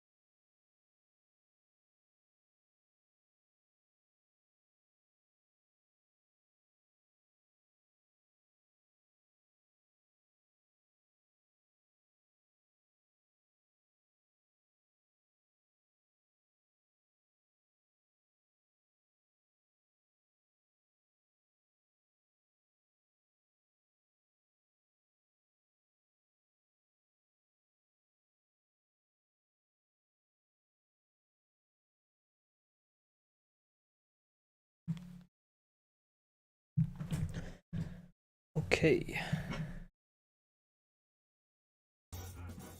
Oh.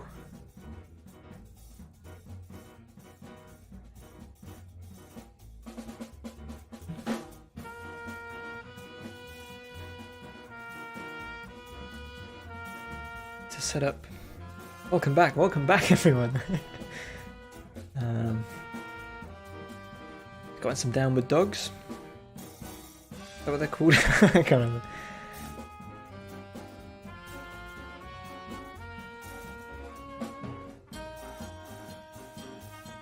Topped up my water. Right.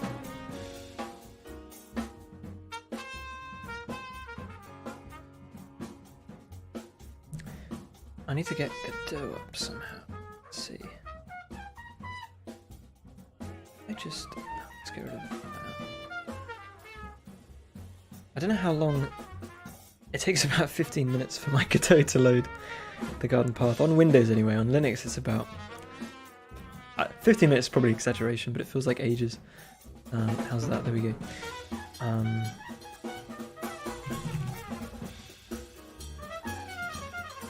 But we're in. I might just... I'll leave it up. Right. So we want... I think if I do Sallow and Puppet, that should work. I might need to check the... Let me just turn down the jazz. I need to check the actual data files. I need to remind myself as well because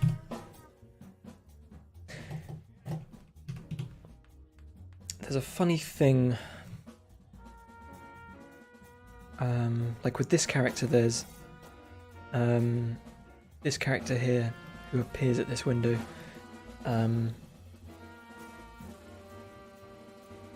Is a separate, what's called a puppet. And there's a system in the game now. Here we go, where I can add a... I'm not sure what this Node 2D is doing. Just vibing out, I'll get rid of that. Was the Garden Path for your first Godot project? Yeah, essentially. I kind of didn't think it would get as big as it did, but I did a game jam just to kind of get my feet wet, dip my toe in.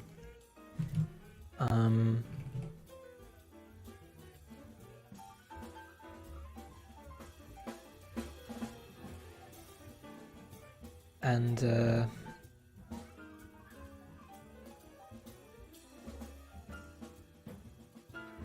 then essentially what I did was I was like, I want to make this game, The Garden Path,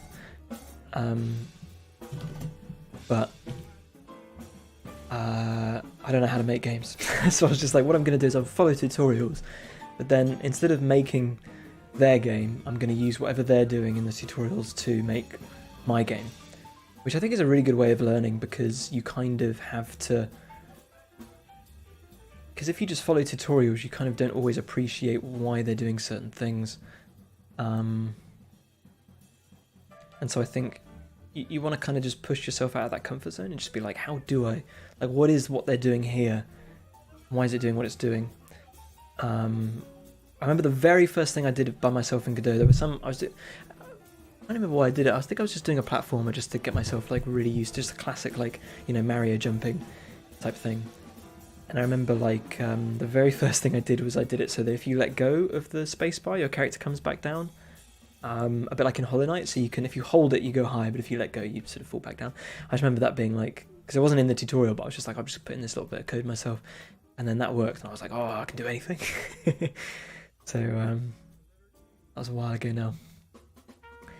It's nice when you have to think through, internalize stuff in order to remap it. I think it's the best way to learn, honestly. I think too many people just follow tutorials and they make exactly what they're meant to make, and it works, but it's like, you know, at what point, you know, you want to start, it's that balance of, yeah, breaking, just being not afraid to break stuff, I think. because things breaking is all relative. I'm trying to think how I'm going to do this actually, because I think if I add another puppet.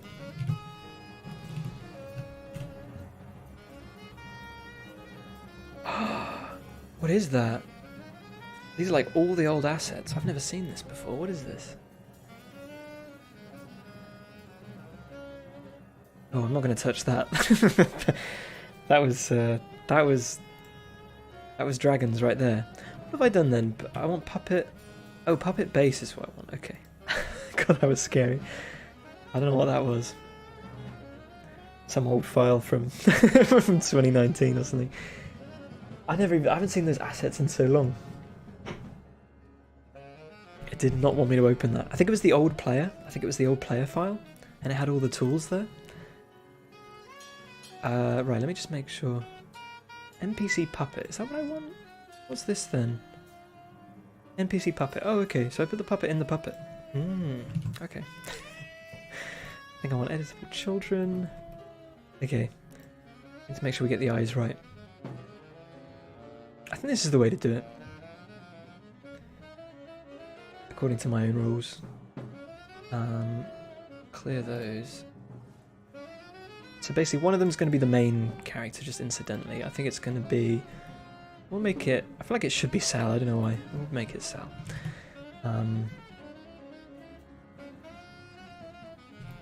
It feels like Olin's there for the ride.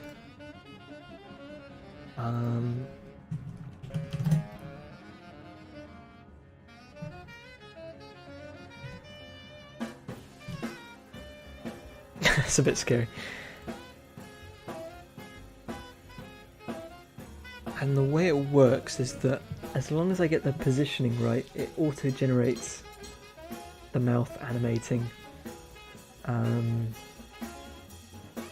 for me, which has saved me a lot of time in the long run. Although I may need to think about that. Although if I've done... Oh no, because Whaley and Terracotta are funny ones because they wear masks, so they actually don't have eyes and mouths. Okay. Well, we might have to do that today then. It's a good thing to get done, because there's a couple of characters this is going to apply to. Right, so this is Sal. I keep getting Sal and Owen mixed up. We want happy closed. Okay, there it is. Oh, I got rid of their eyebrows as well. I didn't export out their eyebrows. That can wait, maybe. How does the character appear in the art file? Let me just check. Sorry, you can't see it though.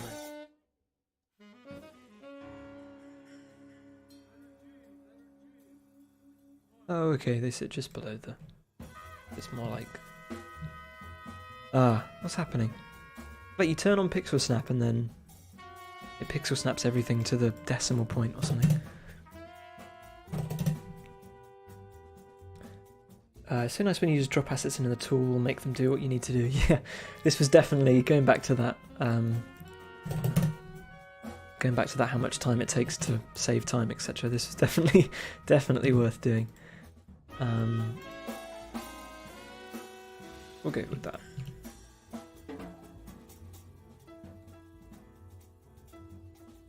They're a funny one though, I think, because they kind of sit on the body.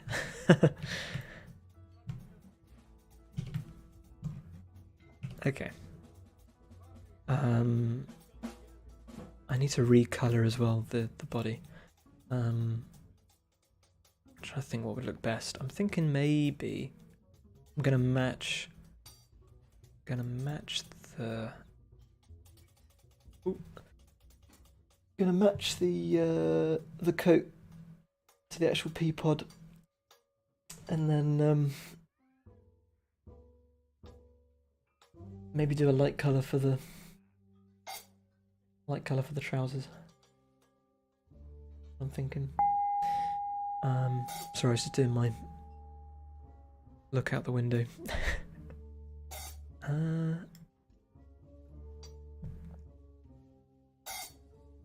Is that the right one?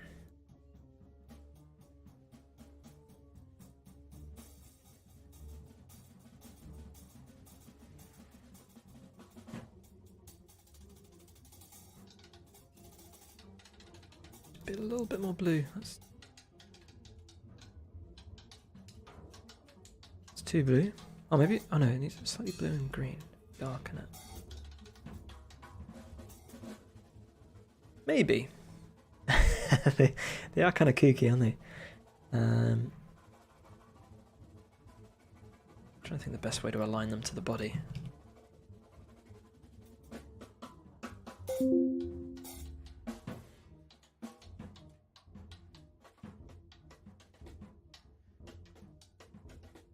They are some of my favourite characters, I think.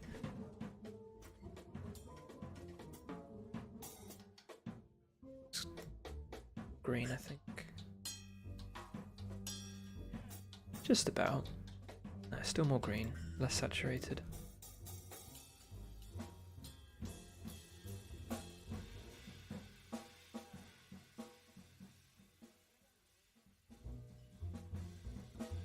Still green. Oh, there we go. That's it. Just about. Okay.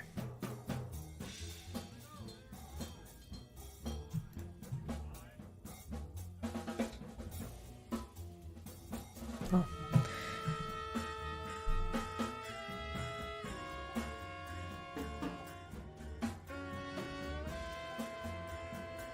A party of 52. Oh man, welcome in, guys. Thanks for the raid, Kebab Skull. I'm doing a character, two-headed P character at the moment. We're just setting up the character structure into the template. Thank you.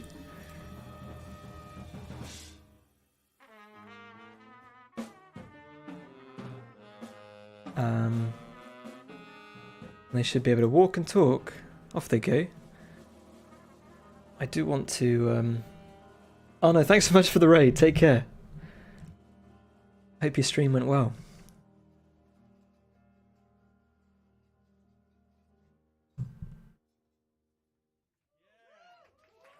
Everybody who's joined us, I hope this is what you're expecting.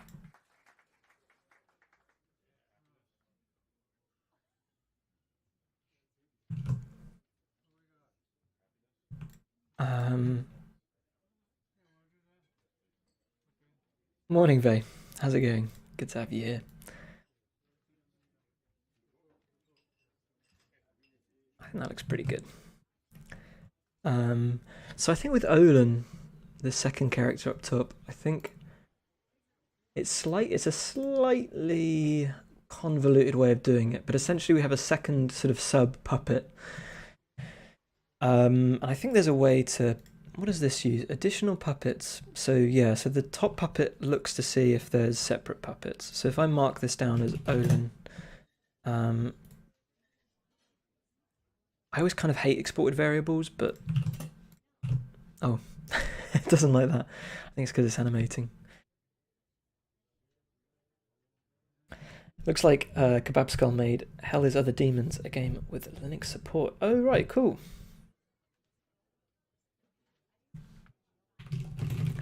I haven't heard of that. Oh, it looks really cool. It's like a I love those games. Oh, it's like a platformer, is it? Oh, the animations are amazing. So I do need to set up my browser eventually. I'm kind of a little off guard without my my new setup. What's up, Smalls? What's up, Smalls? Please give a hand. He's been writing about this music for years. I've been playing with him for 13 years or something. I got a new I finally upgraded my 1600 processor.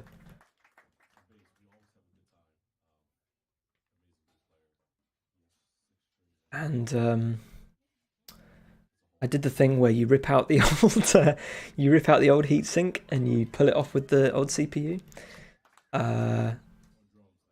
you know, your classic oh no. Well, we had two oh no moments. That was the first. And then the second, when I was trying to push down the new processor onto the thing, I pushed down too hard on one side and it popped out. Is that a bad thing? I feel like once it makes contact with the thermal paste, isn't that kind of thing? So I feel like it's a little bit touch and go. I might, but to be fair, the new cooler is a lot louder than my old one, and I'd quite like to. We've got head, eyes, mouth. That's what we need. Was the body in the? Does the body come with the head? No, body is separate from the head.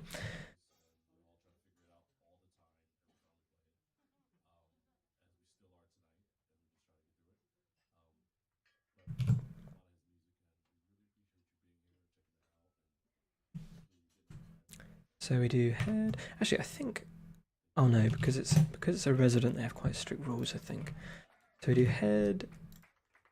Let me open up. Head. Head, sprite, eyes, mouth. Okay. Head.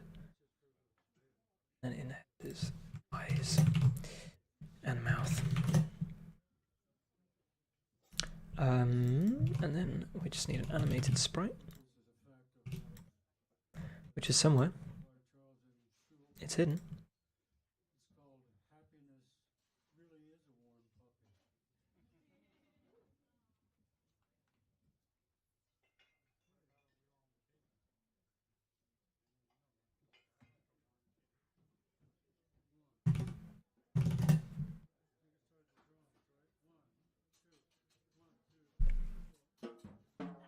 I had to replace my cooler on my.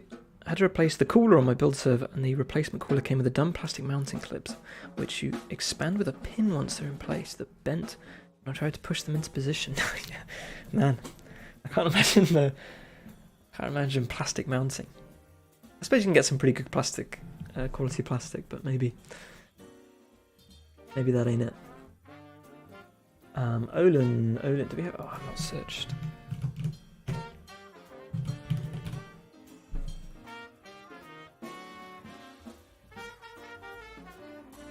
Oh. Parts 0.2.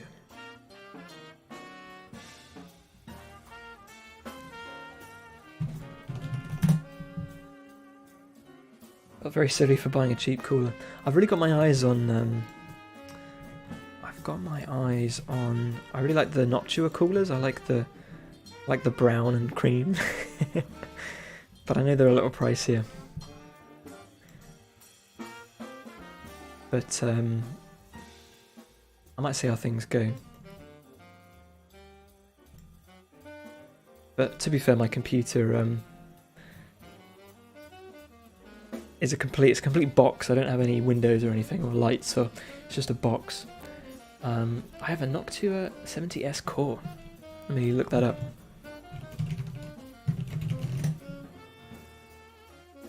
Oh, do you have the? Is it the black or is it the? Wait, is it the 70?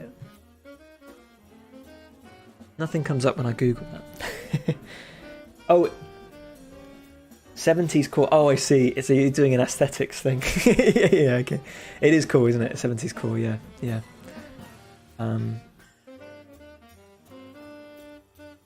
I think it's funny that they probably just made. They probably made them and it was just like the cheap one because that's like the plastic they got, and I think it just incidentally became popular again. But I think they make good coolers as well. I don't think they're like that much pricier. I'd pay more for less lighting in my computers. I think my motherboard technically like glows orange, I think, but I can't see it because again my computer's a box. But yeah, I dig the 70s vibe. I feel like I'd appreciate it every time I opened my computer. I'd be like, nice. Which is maybe not the way to go. I don't know, maybe I'll look into other coolers. I don't need it. Well, maybe I do. I honestly have no idea. Like, if there's like air pockets in the thermal paste, isn't that like really bad? But I feel like there probably isn't. I feel like there might be. I kind of just, it popped off and I was just like, I kind of like had it in my hands and I was just like, what do I do now? Because it's either I put in the old CPU, which I ripped off, or I just kind of keep going and forget that happened.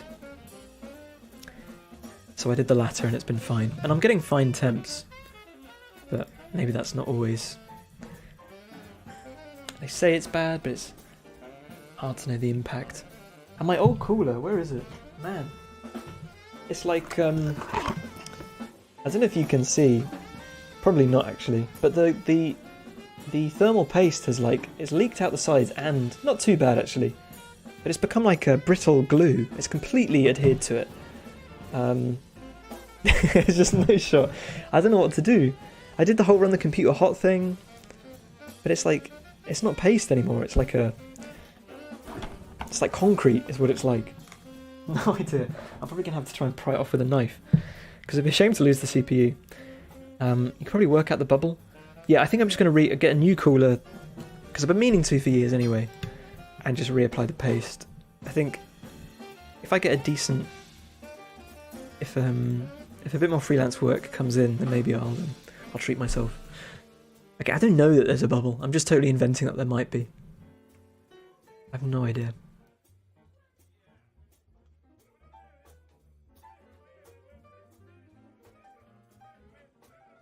Oh, that's scary.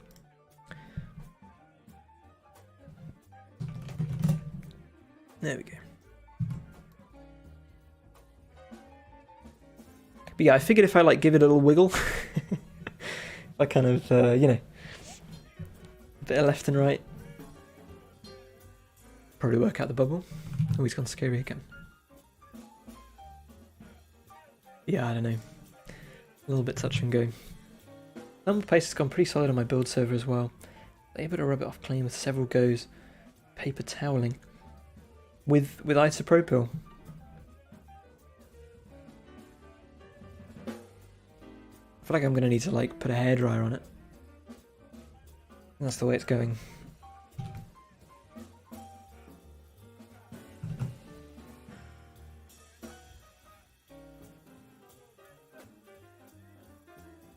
Oh, that's annoying because it doesn't animate the other one's face. Okay, I might need to rethink this. If I take maybe a second thing isn't the thing to do. Thermal paste has gone. Oh, I just read that. I'm gonna chuck in his second head. Just for now, we'll do it. Oh, I've done that thing. Head 2. It's accurate. Eyes and mouth. Let's just get them roughly.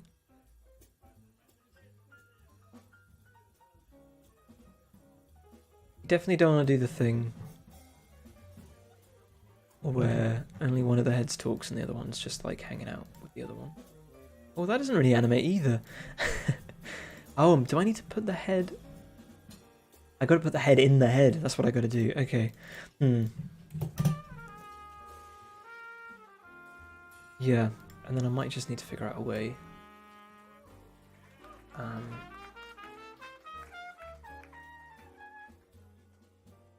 Figure out a way to integrate that. Okay.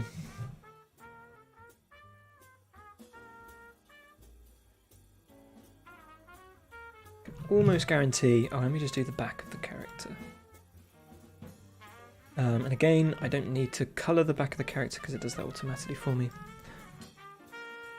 I just need to get the head in position.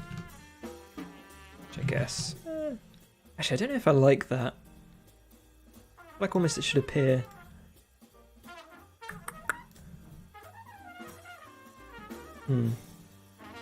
Oh well, it'll do for now. It does look a bit odd. It'll do for now.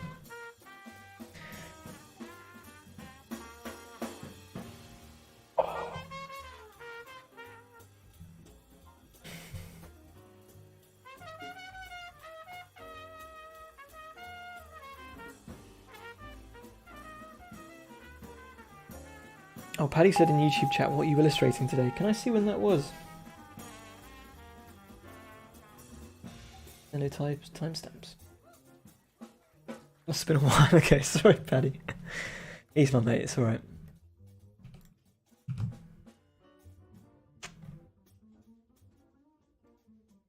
I'll keep more eyes on the YouTube chat.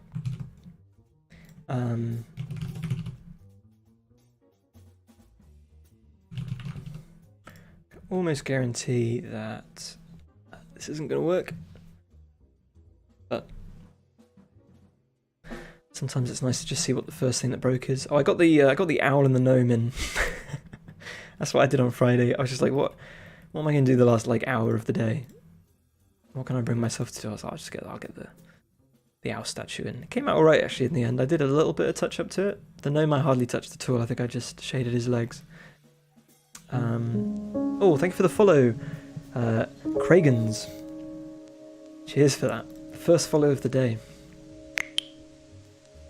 Oh, do I need to mute my emails? That was my email coming through as well, telling me that you'd followed. So if I name this Sal and Olin, this is almost certainly not going to work, but we're going to find out. Oh, cool! I even put the window up. Heyo, Cragans. Our plasterer was called Craig, and he was a great guy.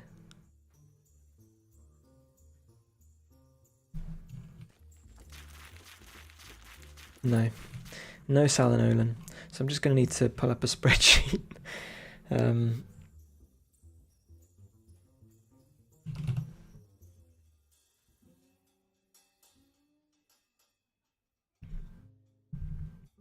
Thanks, Craig Thrag. I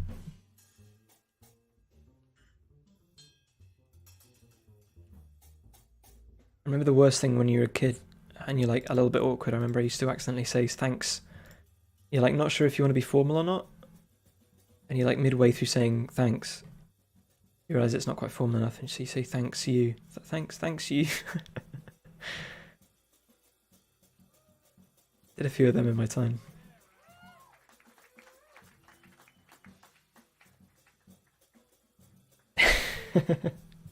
I suppose it kind of makes grammatical sense, doesn't it? Oh, another follow. Stoth85. Me and my dad fix roofs. Do you? Oh man, we had such an issue with my roof last year. Should have got Craig on the job. Maybe that's where we went wrong to begin with. Another follow. Skeefer, thank you. Thanks so much, guys.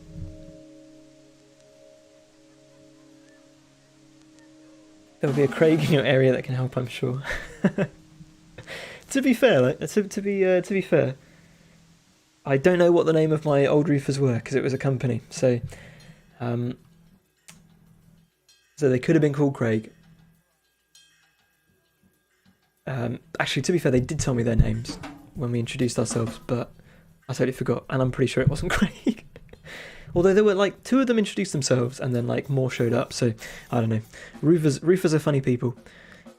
They go up, you don't see them, and you take their word for it. Craig's near you. We're just dying to fix your roof. Right, we're gonna do. Oh, do we want spreadsheet view?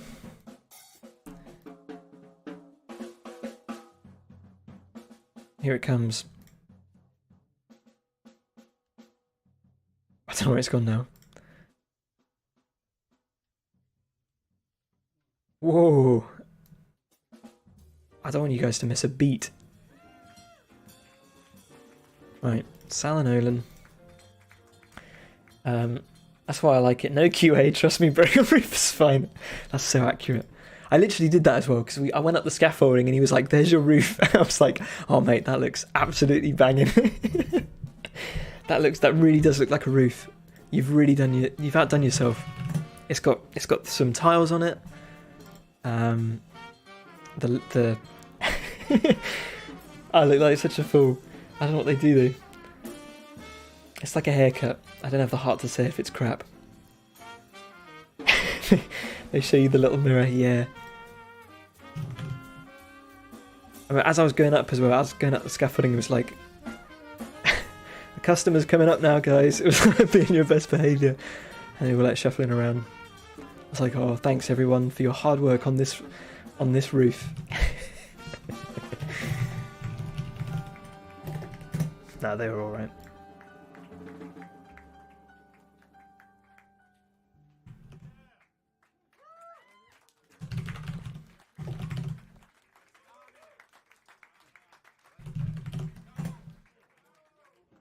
But yeah, the trouble was is we had one lot of roofers come in, because the trouble with roofers, I had a roofer who came over and he basically said your roof needs completely redoing, and then all the other roofers told me he was having a laugh, and we had one roofer in because we had a problem, and they kind of basically did everything that we asked them to do, but they didn't do anything else, which kind of maybe is what you want, because when a roofer starts being like, oh, then this is wrong and this is wrong and this is wrong, then you start getting, you know, is it? I don't know.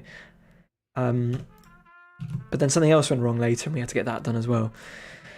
And now there's not a hell of a lot left of my roof that hasn't been redone.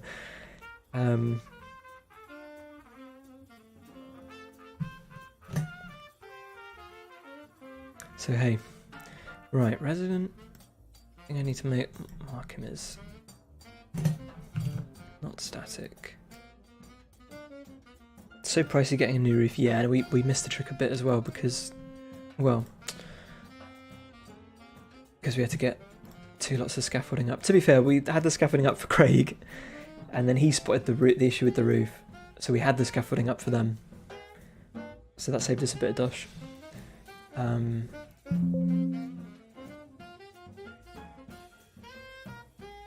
Yeah, all in all, wasn't cheap.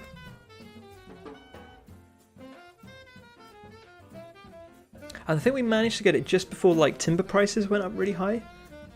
Like I don't remember it being in the news, and then a little bit after that, so they probably were high. Is this still the same roof? Yeah, I've only got one roof. The roof of Theseus. Oh, I see what you mean. You're posing a philosophical question. Yes, I mean, I think it's the same roof in my heart. Same roof. My dad kicked down a chimney once. It's probably obvious, but I thought I'd be able to get a chimney quicker. What did you do? Did you just have to rebuild the chimney, I guess? Brick by brick. Fortunately, I think my chimney is still intact. So FYI. Or is it just the bit on top, the crown or whatever it's called? Is that the chimney? I don't know when does the chimney begin and when does it end? Right, I need to get this exported.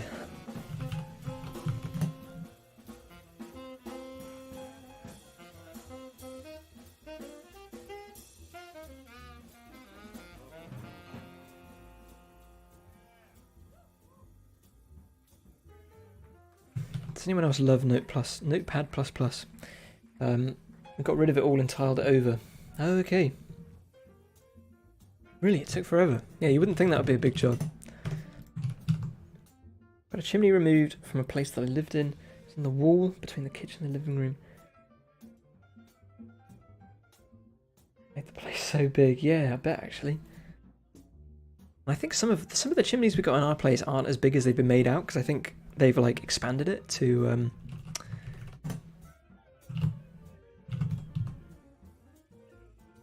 make it seem symmetrical, because I don't think they were back in the day.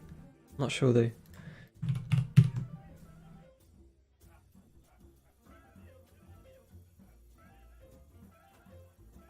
So in theory they should spawn now. The garden roof path. I should do the garden roof, yeah. It's a bunch of roofers. Getting the key in. Had a tile in a chimney at the last place. Absolute damp magnet. Is it? I think we've got half of ours. Half hours are and half hours aren't, I think. Null instance. Didn't like my path.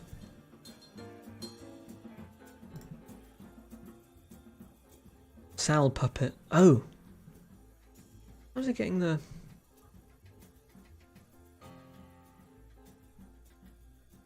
Whaley and terracotta. How's it getting that path then?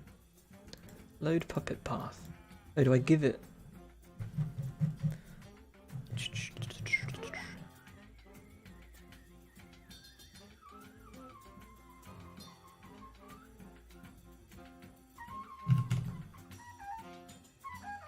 I mean, it's the classic issue with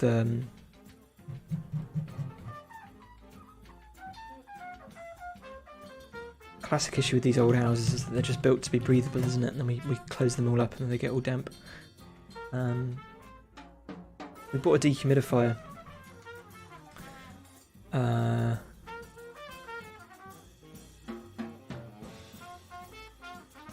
In the autumn. It's actually been really good. Done by the previous owner who'd made the place an awful rental. Ah, it's a shame. But maybe you got a... Was it good to... I don't know. Good to get in and sort of make it your own.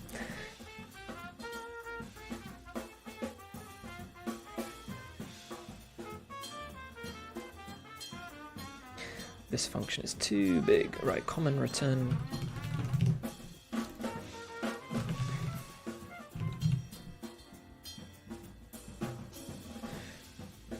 Okay. For title in title. Title list equals...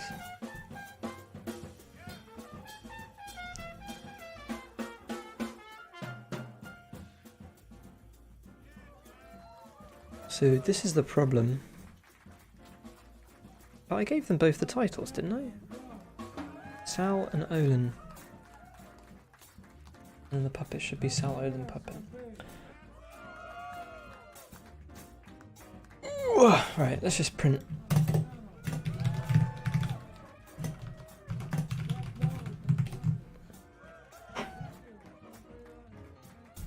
Don't know if I need this light on actually. Does it give me a glow? Does it give me an effervescence? I was so happy I got a really old Luxo lamp, which are like the old mid-century ones. Like, you know the Pixar lamp? It's like based on a Luxo lamp, so it's like your classic. And but I bought it thinking I wanted it clamped on the desk. But I knew I needed to buy the clamp.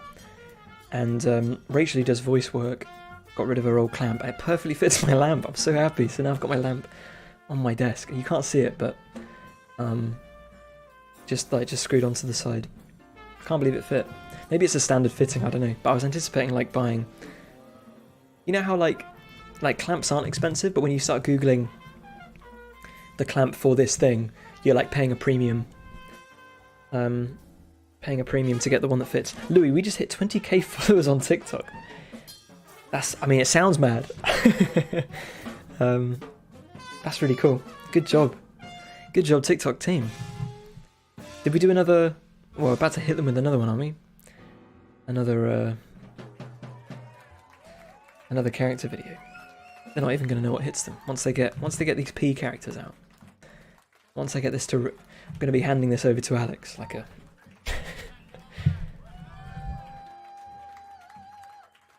It's going to go off. Now we'll see.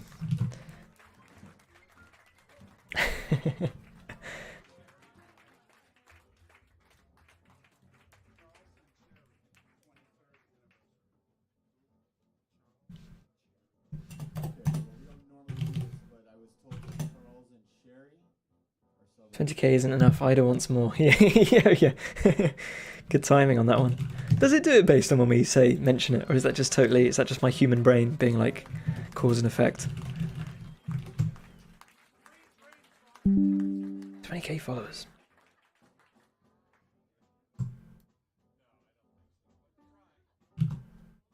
That was just me being cheeky. Okay. I always wonder. I never know who's in the background pulling strings. I've got no idea.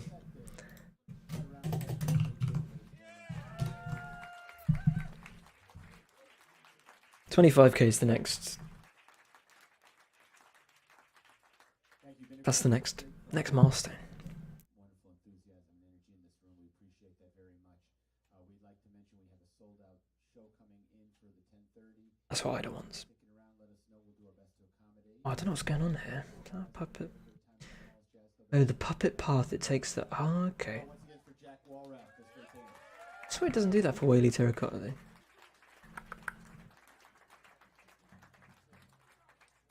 What if I do title list? Title list is a string, right? Yeah. What if I do that?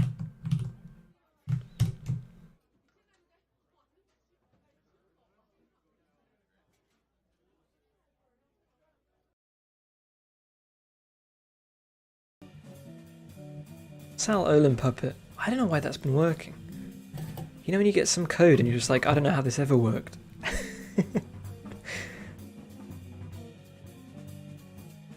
Are they there? Oh, I got a load of errors. Oh, they're there, okay. Oh, you can't see them. That's a spreadsheet. Oh no, they're walking about, I promise, guys. There we go. Do they talk?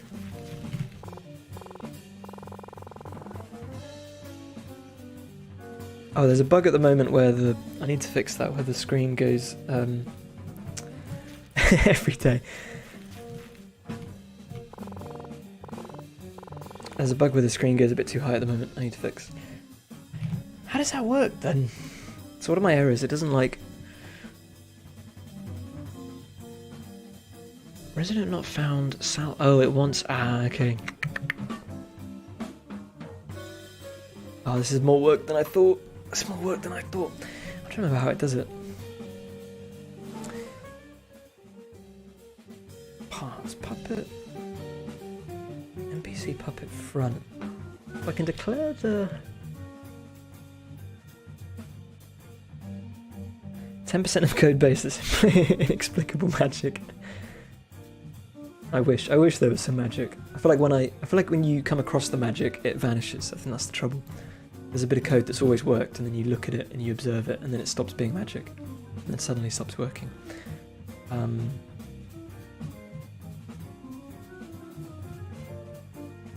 So we've got eyes path, mouth path, head path, and then I'm guessing it uses that. This is awful code, this bit here, but I need to... Oh no, wait. When does it do that then? Does this inherit? Oh, it inherits NPC puppet, okay. And then...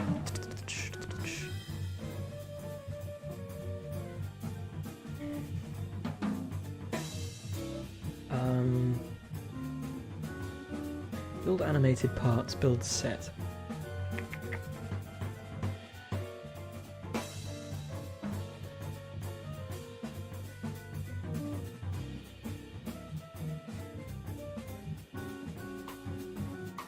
Heisenbugs.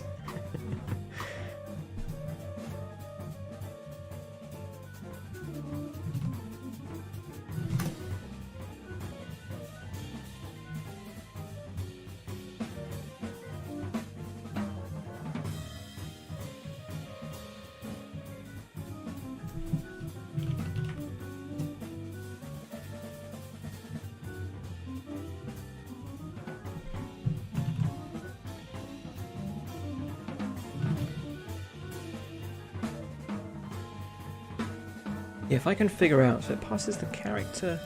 I'm guessing character is a string. I should type that. Build set. It might not be the build set character. And I guess character, which is a string. Okay, yeah. Animated part paths. There we go. Okay, so it's up here somewhere.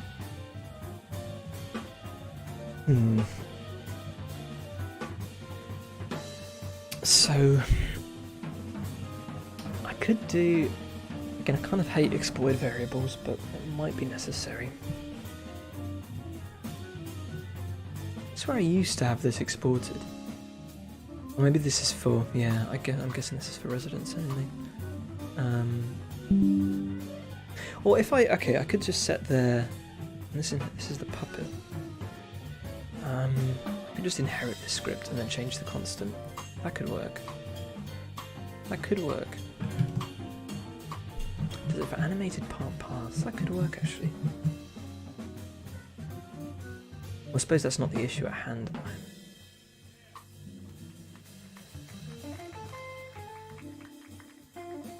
The trouble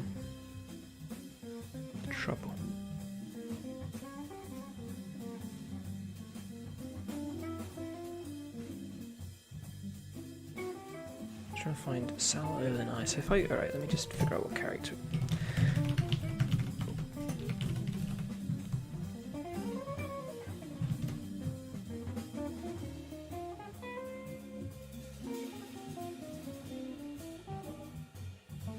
Okay, so we get Sal over in there.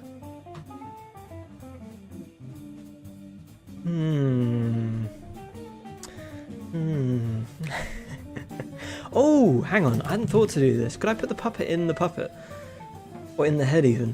Could I do that? I almost never use exported variables. Had a bunch of trouble with them. Yeah, they kind of... I do use them.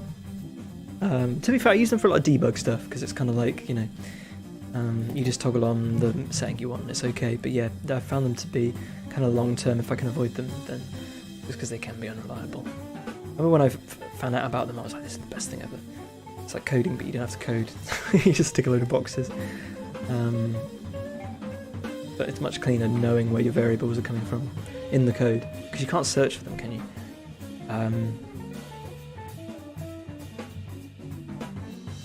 I think this is the way to do it. Instead of putting his head in the head, I think his head needs to be a bit bigger actually. Oh, have I disappeared?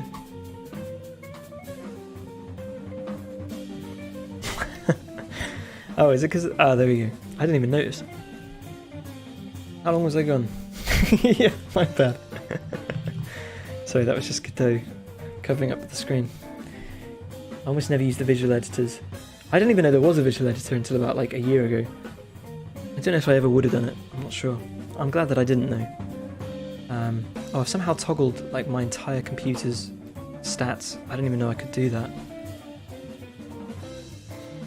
It's telling me how warm my PCU is. PSU. CPU is currently 65. That's quite hot actually, isn't it? Not that hot. Maybe it's hot for a stream. I just moved from Unity Click Team. I thought I couldn't even get collisions working. Went off and off. Okay.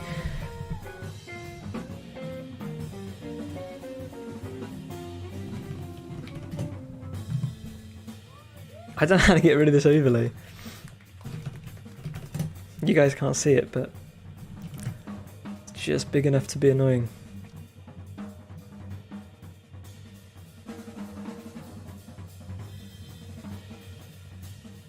Collisions aren't too bad in Godot, from my experience. They're not too bad.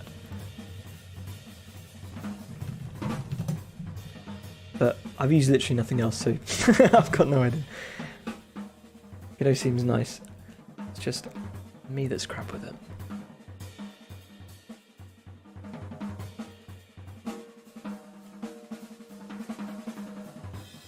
I think that's the word. Godot is nice.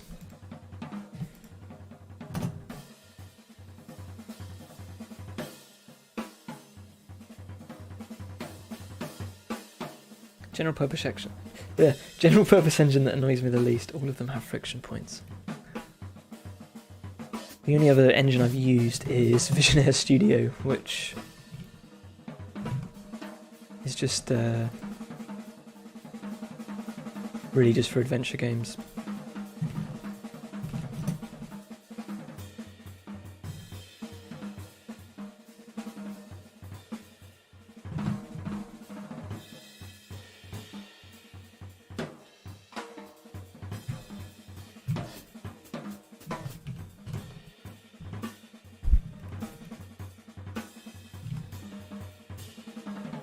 But I like that Godot's 2D is actually 2D, whereas Unity kind of fakes it, doesn't it? It's like a bunch of layers on a...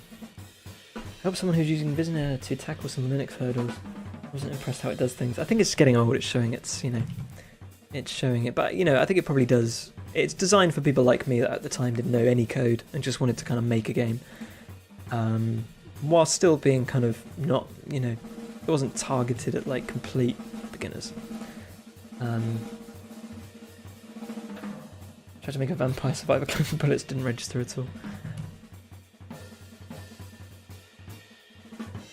I think, yeah, I think games with lots of bullets, I think Godot, I've heard Godot has issues with that. Right, I'm going to put a second puppet into this character's head. A slightly funny way of doing it, but I think it might be the way.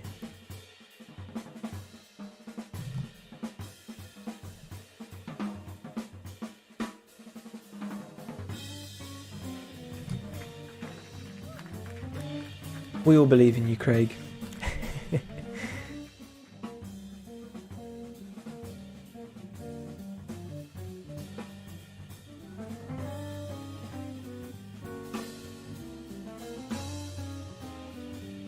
Oh, this thing is driving me crazy. What is it? It's like right in the top right hand of my screen. It's telling me it's clearly like an AMD overlay. What do you call it? It's like a system monitor, system stats. I've obviously just done some hotkey.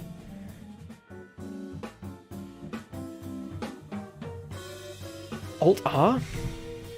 Nope, that just opened it. Oh, here we go. Settings, top right corner. The less I know about my computer, the happier I am.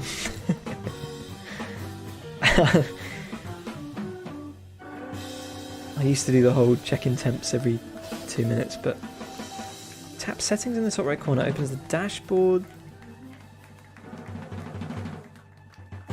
preferences, in-game overlay. There we go. Maybe it thought I was in a game.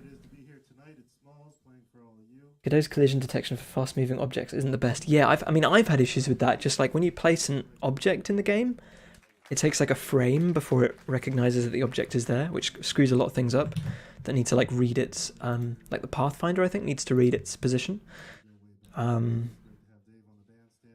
you need to kind of like do it through signals and stuff instead. Because it just doesn't, if you change a collision then you can't just assume it's going to know it's there unless a frame or two have passed or something like that, I don't know. It's been a bit of a pain. That's true.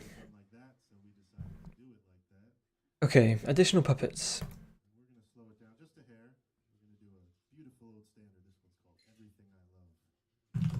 Paste that in there. I call it Olin? See what happens. I've managed to have projects where I haven't really need to worry about that stuff. Yeah, I think it's just making action games. You know, if you're crazy enough to do a Vampire Survivor clone, but who would be?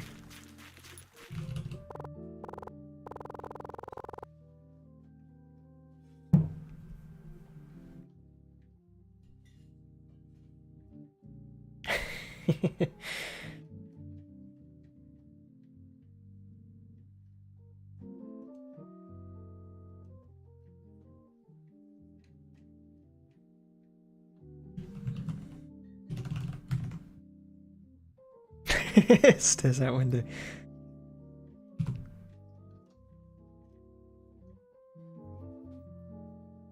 How have I done this before then? I'm sure I've done this. Oh, because they don't have heads. Whaley and Terracotta, they're just masks. I've got to think about this. I've got to think about this. If I somehow map it to the spreadsheet data.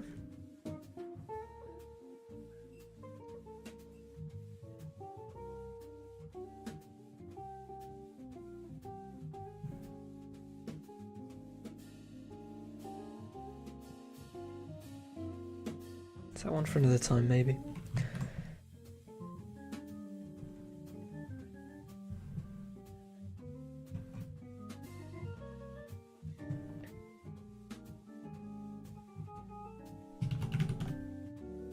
I'll get it done. I'll get it done, just maybe not.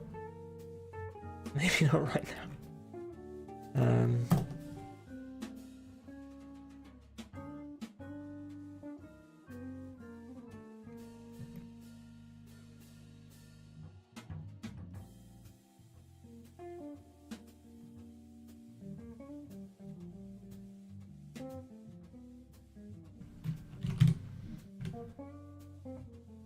Actually, is it wise to capture game footage while you've got OBS running?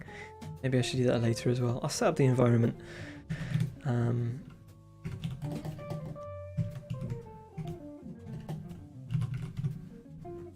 It's probably stage.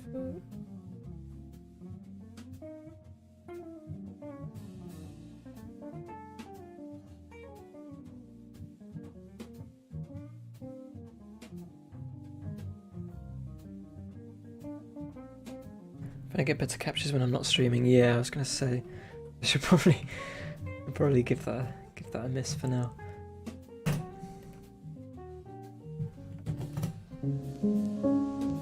Oh, thanks for the follow, Captain Fubar. Nice. I talking about Fubar the other day. I didn't know what it meant. I was just aware it was like a music player and something people were like, you do Foo plus bar, then you welcome in Captain Fubar. Thanks so much for joining.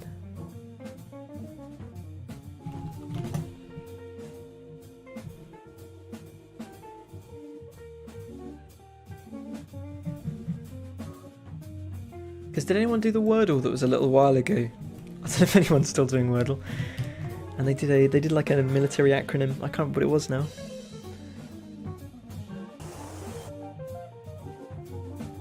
It wasn't Fubar. I feel like it was Foo something.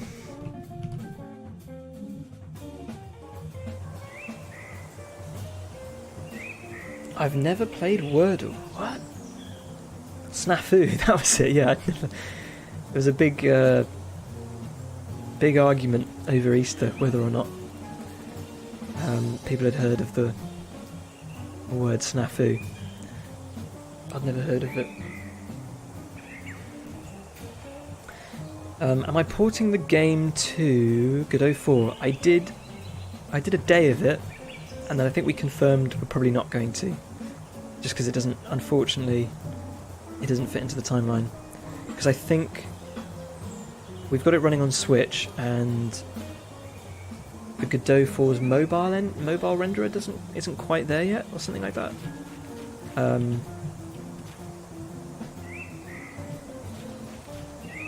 So we basically need to just double down on 3.6, 3.5, and 3.6. Changing engines mid-product is fundamentally at odds with shipping things. Yeah, I think that's the trouble. Maybe one day, because I think we'd get performance increases, but and I was enjoying it. I was enjoying the new logic and things, and the new GD script. I wasn't able to get the game to launch, actually. I got to the main menu. I got that far. And then I think it got confirmed the day after that we're going to stick to version 3. I think 3.6 is going to be safe. And that's the whole point of 3.6. Just around the corner.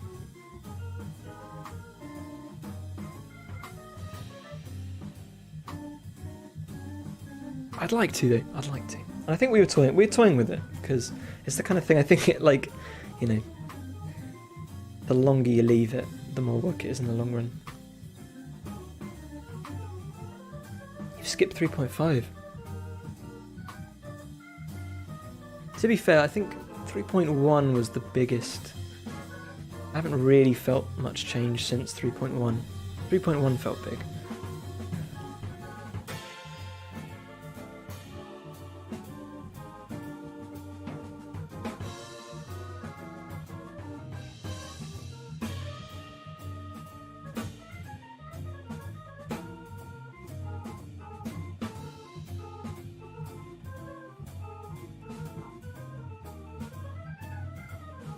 It's the way it's getting character. Build animated sprites. Does it just...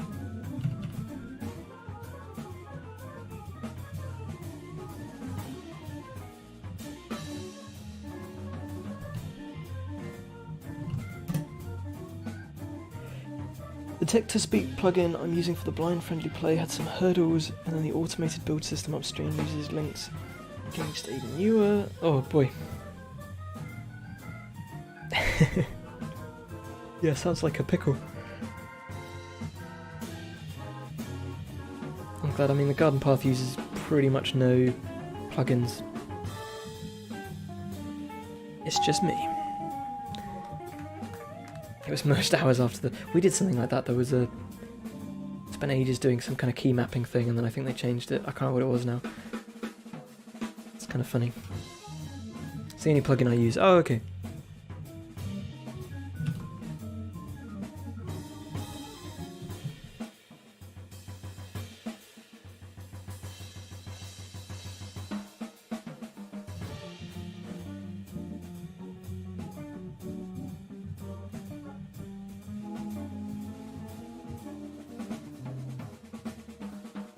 If it's type resident, NPC ID.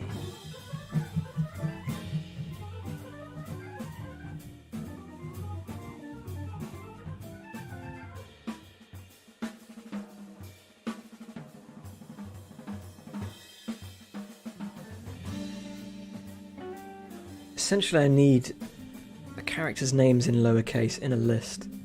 And at the moment I only have their names capitalized in a list, which I could take it from that.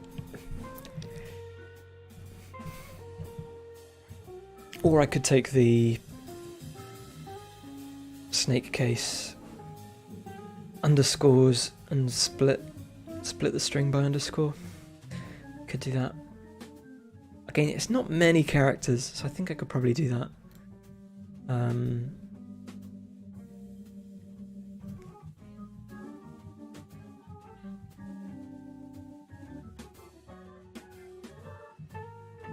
Can you do a for loop with a pool string array?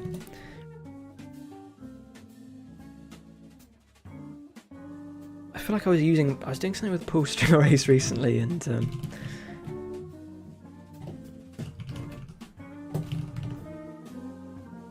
was something I couldn't do. I started a project with 3.3 knowing that I'd met my needs. Yeah, I mean, this is the thing as well, like, I think at the end of the day, if you don't need it, of course you can. Index remains the same. Ah, okay. I can't remember what it was then. I was trying to do something with it.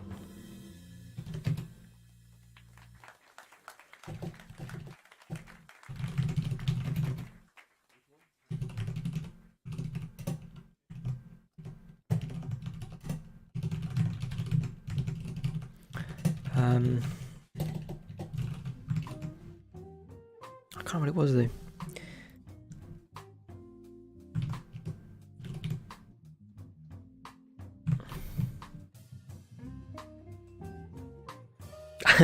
I don't. It's not that it was the type. It's not that it was the type I couldn't. There was something I was doing that I couldn't do to a pool string array, as opposed to there was a type of something that I couldn't iterate over. If you know what I mean.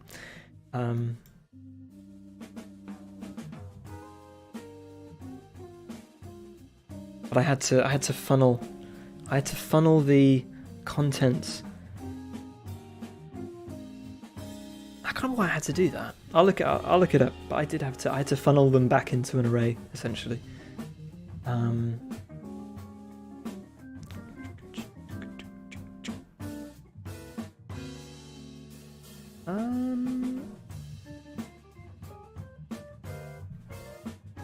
Oh, I closed the debug thing.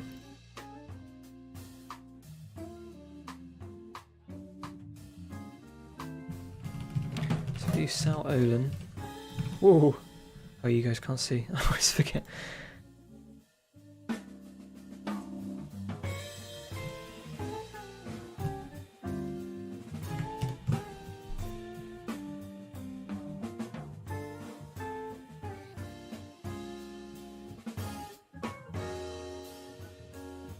There we go, Sal and Olin. Okay.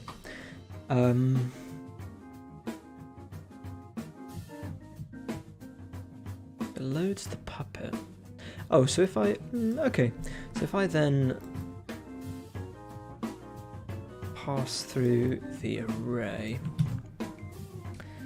let me tell you that your art is gorgeous. Oh, thanks so much. I hope the game... I hope there's substance under the layers of art. Oh, okay. There's no technical reason you can't do a loop with an array of any type, since you're just iterating through elements.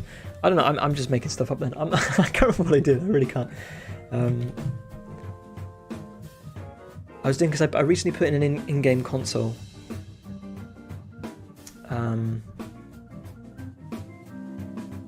I was kind of, it was you typing stuff out and then I had to split it by something, because if you were putting in multiple commands then it had to split it and then you got a pull string array, and there was something I couldn't do with the methods. I'm not sure.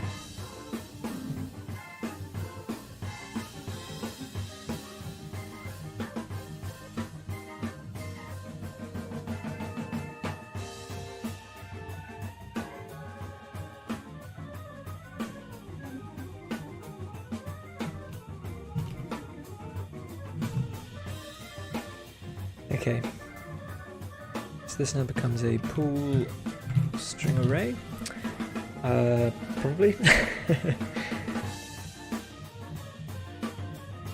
And that's going to do it to itself, so instead of itself we need, so we're going to just assume that they're in the same order. So additional Puppet paths, does it use that to get... Set active Puppet. Oh, okay. Okay.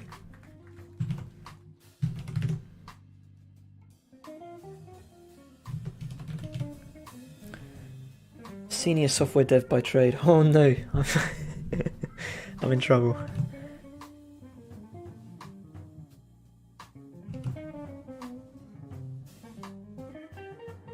I didn't know that's what you did, Vay.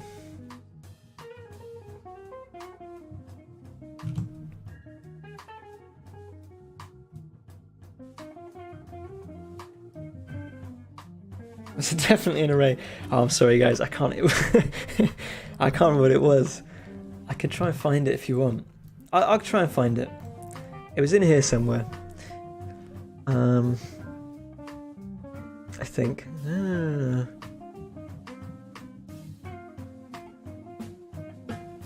Was it this? Oh no, it's probably. Here we go. It was probably in here.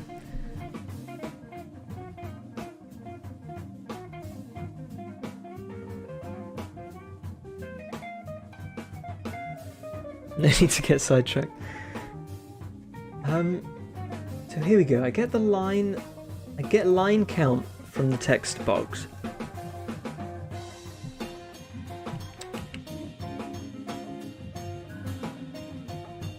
And then 4 line inline counts, that's an integer, so pending, and then I've got an array of lines. It was somewhere around here, I can't remember what it was. That's right, and I was hoping... Oh, you know what? I think it's as simple as...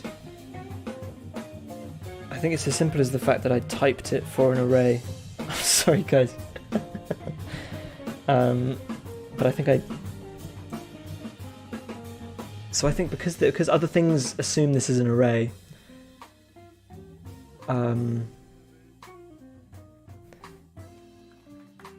I think, well, not that, but in the action delegator, I think, yeah, there we go, it needs an array. This is typed as an array, and so I was trying to put, so probably it was my own thing, but I don't think you can't do like a, because again, this then iterates through that array, so I was thinking I could just pass any kind of array to it. I don't know if there's something else I can type it as, and then it would just iterate through that. It would save me like 2 lines of code, I think, at the end of the day.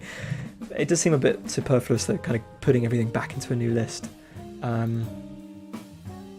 I don't know. Because again, all I needed to do is iterate through it, so I just assumed, yeah, it was, if it's an array is an array is an array, but apparently not. I mean, I know it's not. Okay, so pool string array. So then we need to go for, and probably I'll rename this characters.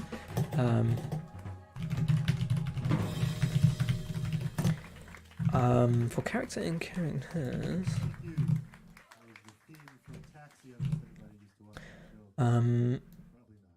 So that's gonna now get Sal. So in theory Sal should work. This might break for some reason. that I can feel in my bones. I can't quite verbalize. Oh no.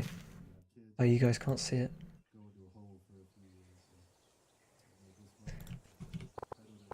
This guy should have a face. The camera shouldn't be doing this. But this one should have a face. Oh, here we go. Resource not found. Oh, okay. How's he getting the path then? Path equals animated path.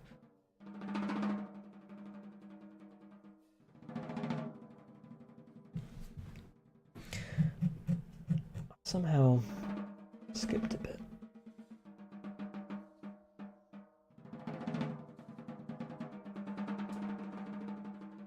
I don't know if I pass a relative path or.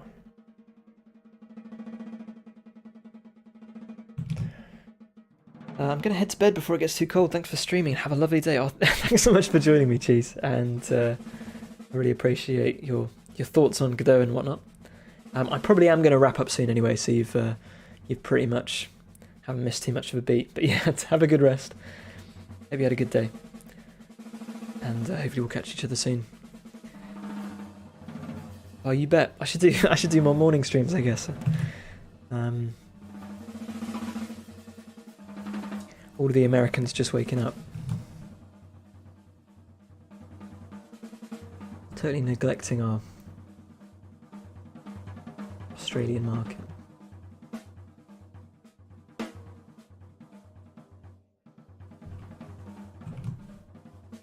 Oh, thanks, Ben.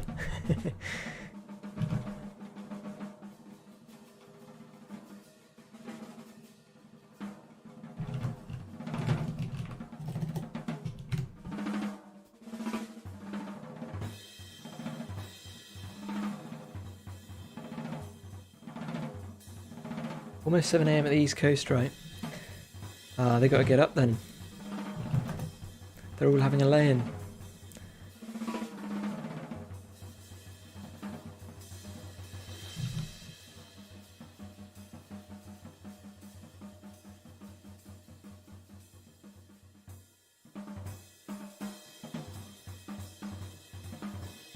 trying to think why I didn't do this before. Full parts and animated path parts. Such a vibe. I'll lend that to the jazz.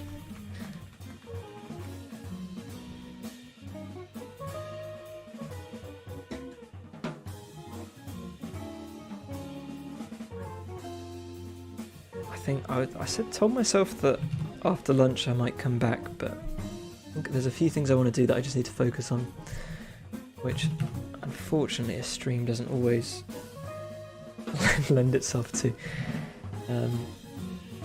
Listen to Yusuf Days. I haven't.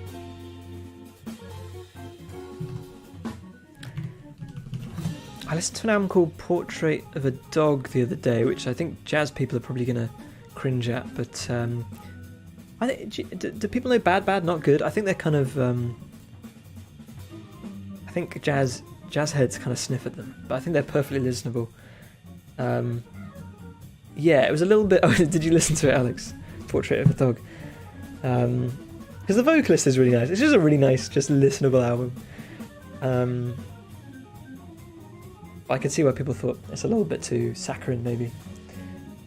But I was enjoying it yesterday on my Sunday off. I do recommend it.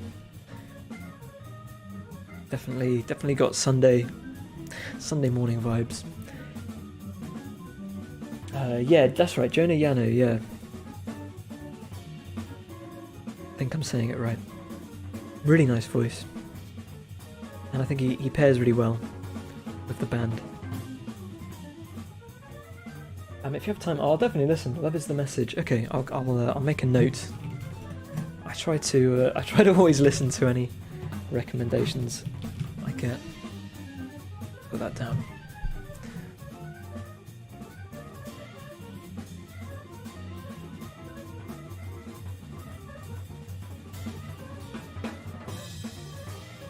I don't remember what I was complaining about. I wasn't complaining about anything, was it? Range, sprite directory. So is this passing? Maybe this is. Oh, that must be sending through an empty string. I think that's what we're going wrong. I'm not sure why.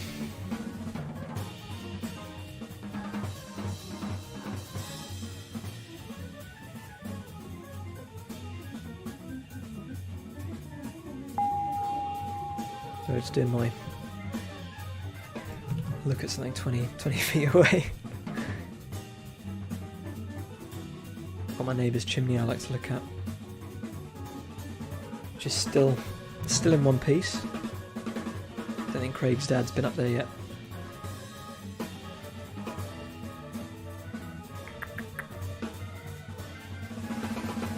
Okay, let me just check. This is definitely an empty string.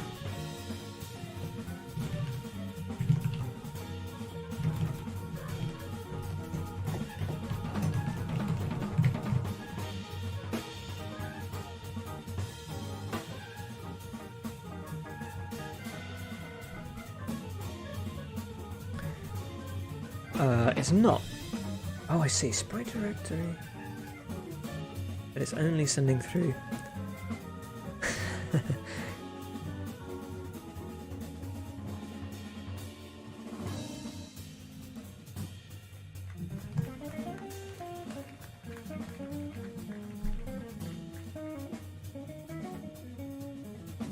If self node has paths, maybe. Oh no, but it's still going through.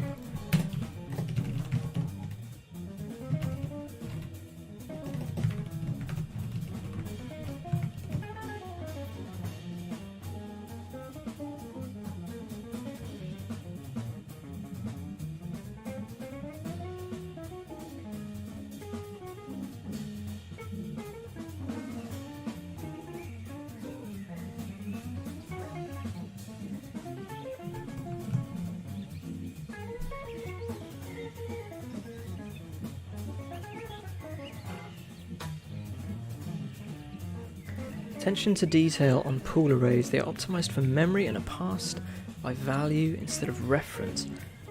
Oh, okay. Interesting. I knew they were optimized for memory, but I wasn't too sure. Because I assumed that meant there was a limitation as well. Which I'm sure there is. I haven't used them all that much, to be fair.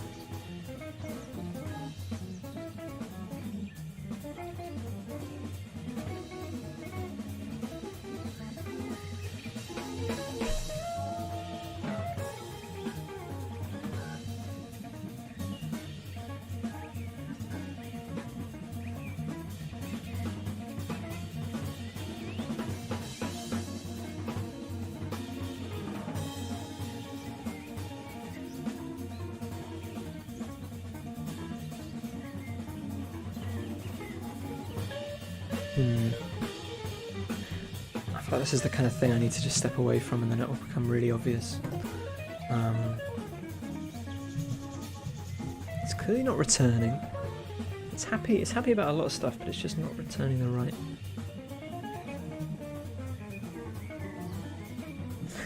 Are we not getting the character path at any point? Even the character path. If I do like figure out where they're getting it from.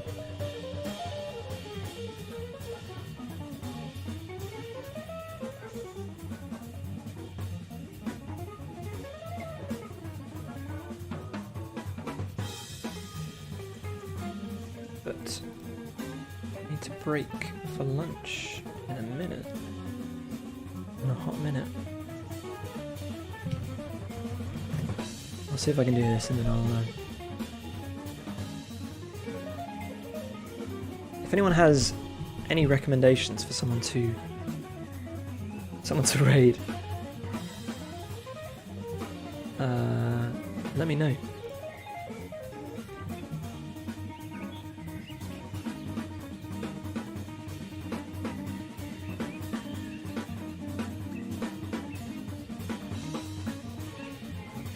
NPC, right, if I do a search for NPC/resident.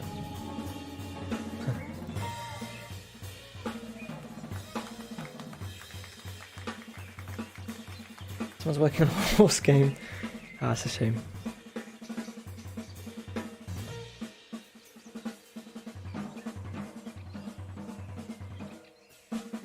Warm frame, so that's what it's doing. Resident now. It takes the thing and then it goes. Oh man, when's it even calling that?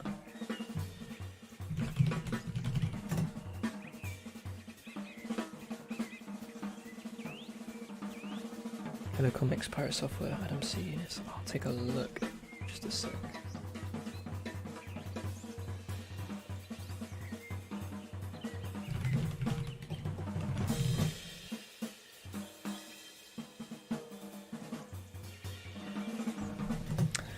Oh, this is all slightly old code. I should make some of those constants clean it up a bit.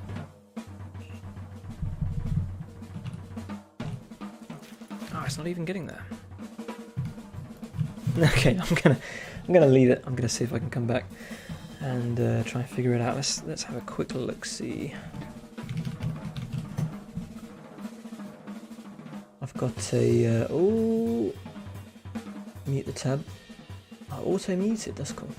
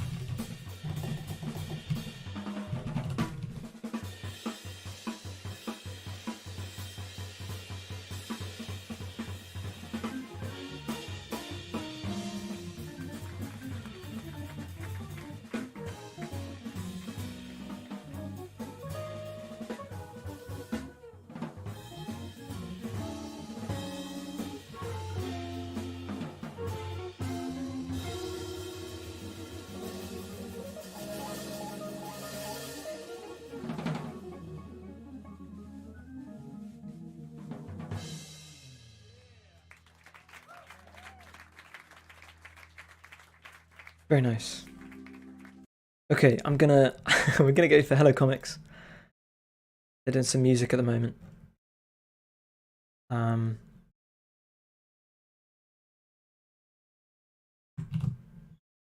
I remember how to actually do this? Can I do it from my can I do it from here? Do I have to be the guy that's I gotta sign in as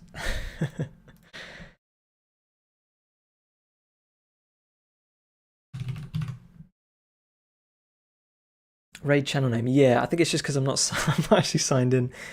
But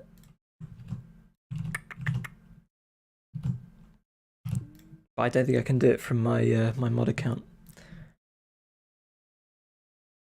My authenticator app. I'm woefully unprepared.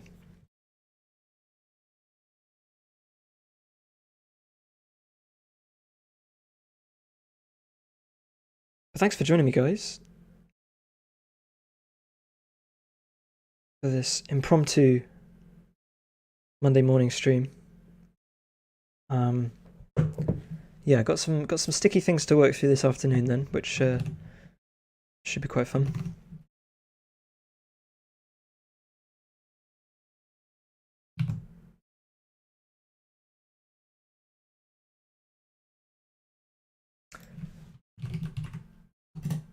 In a relative way.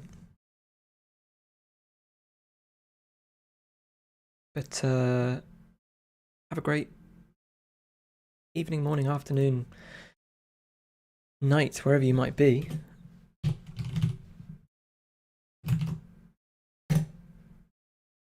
And I'll catch you guys in the next one. Alright, thanks so much.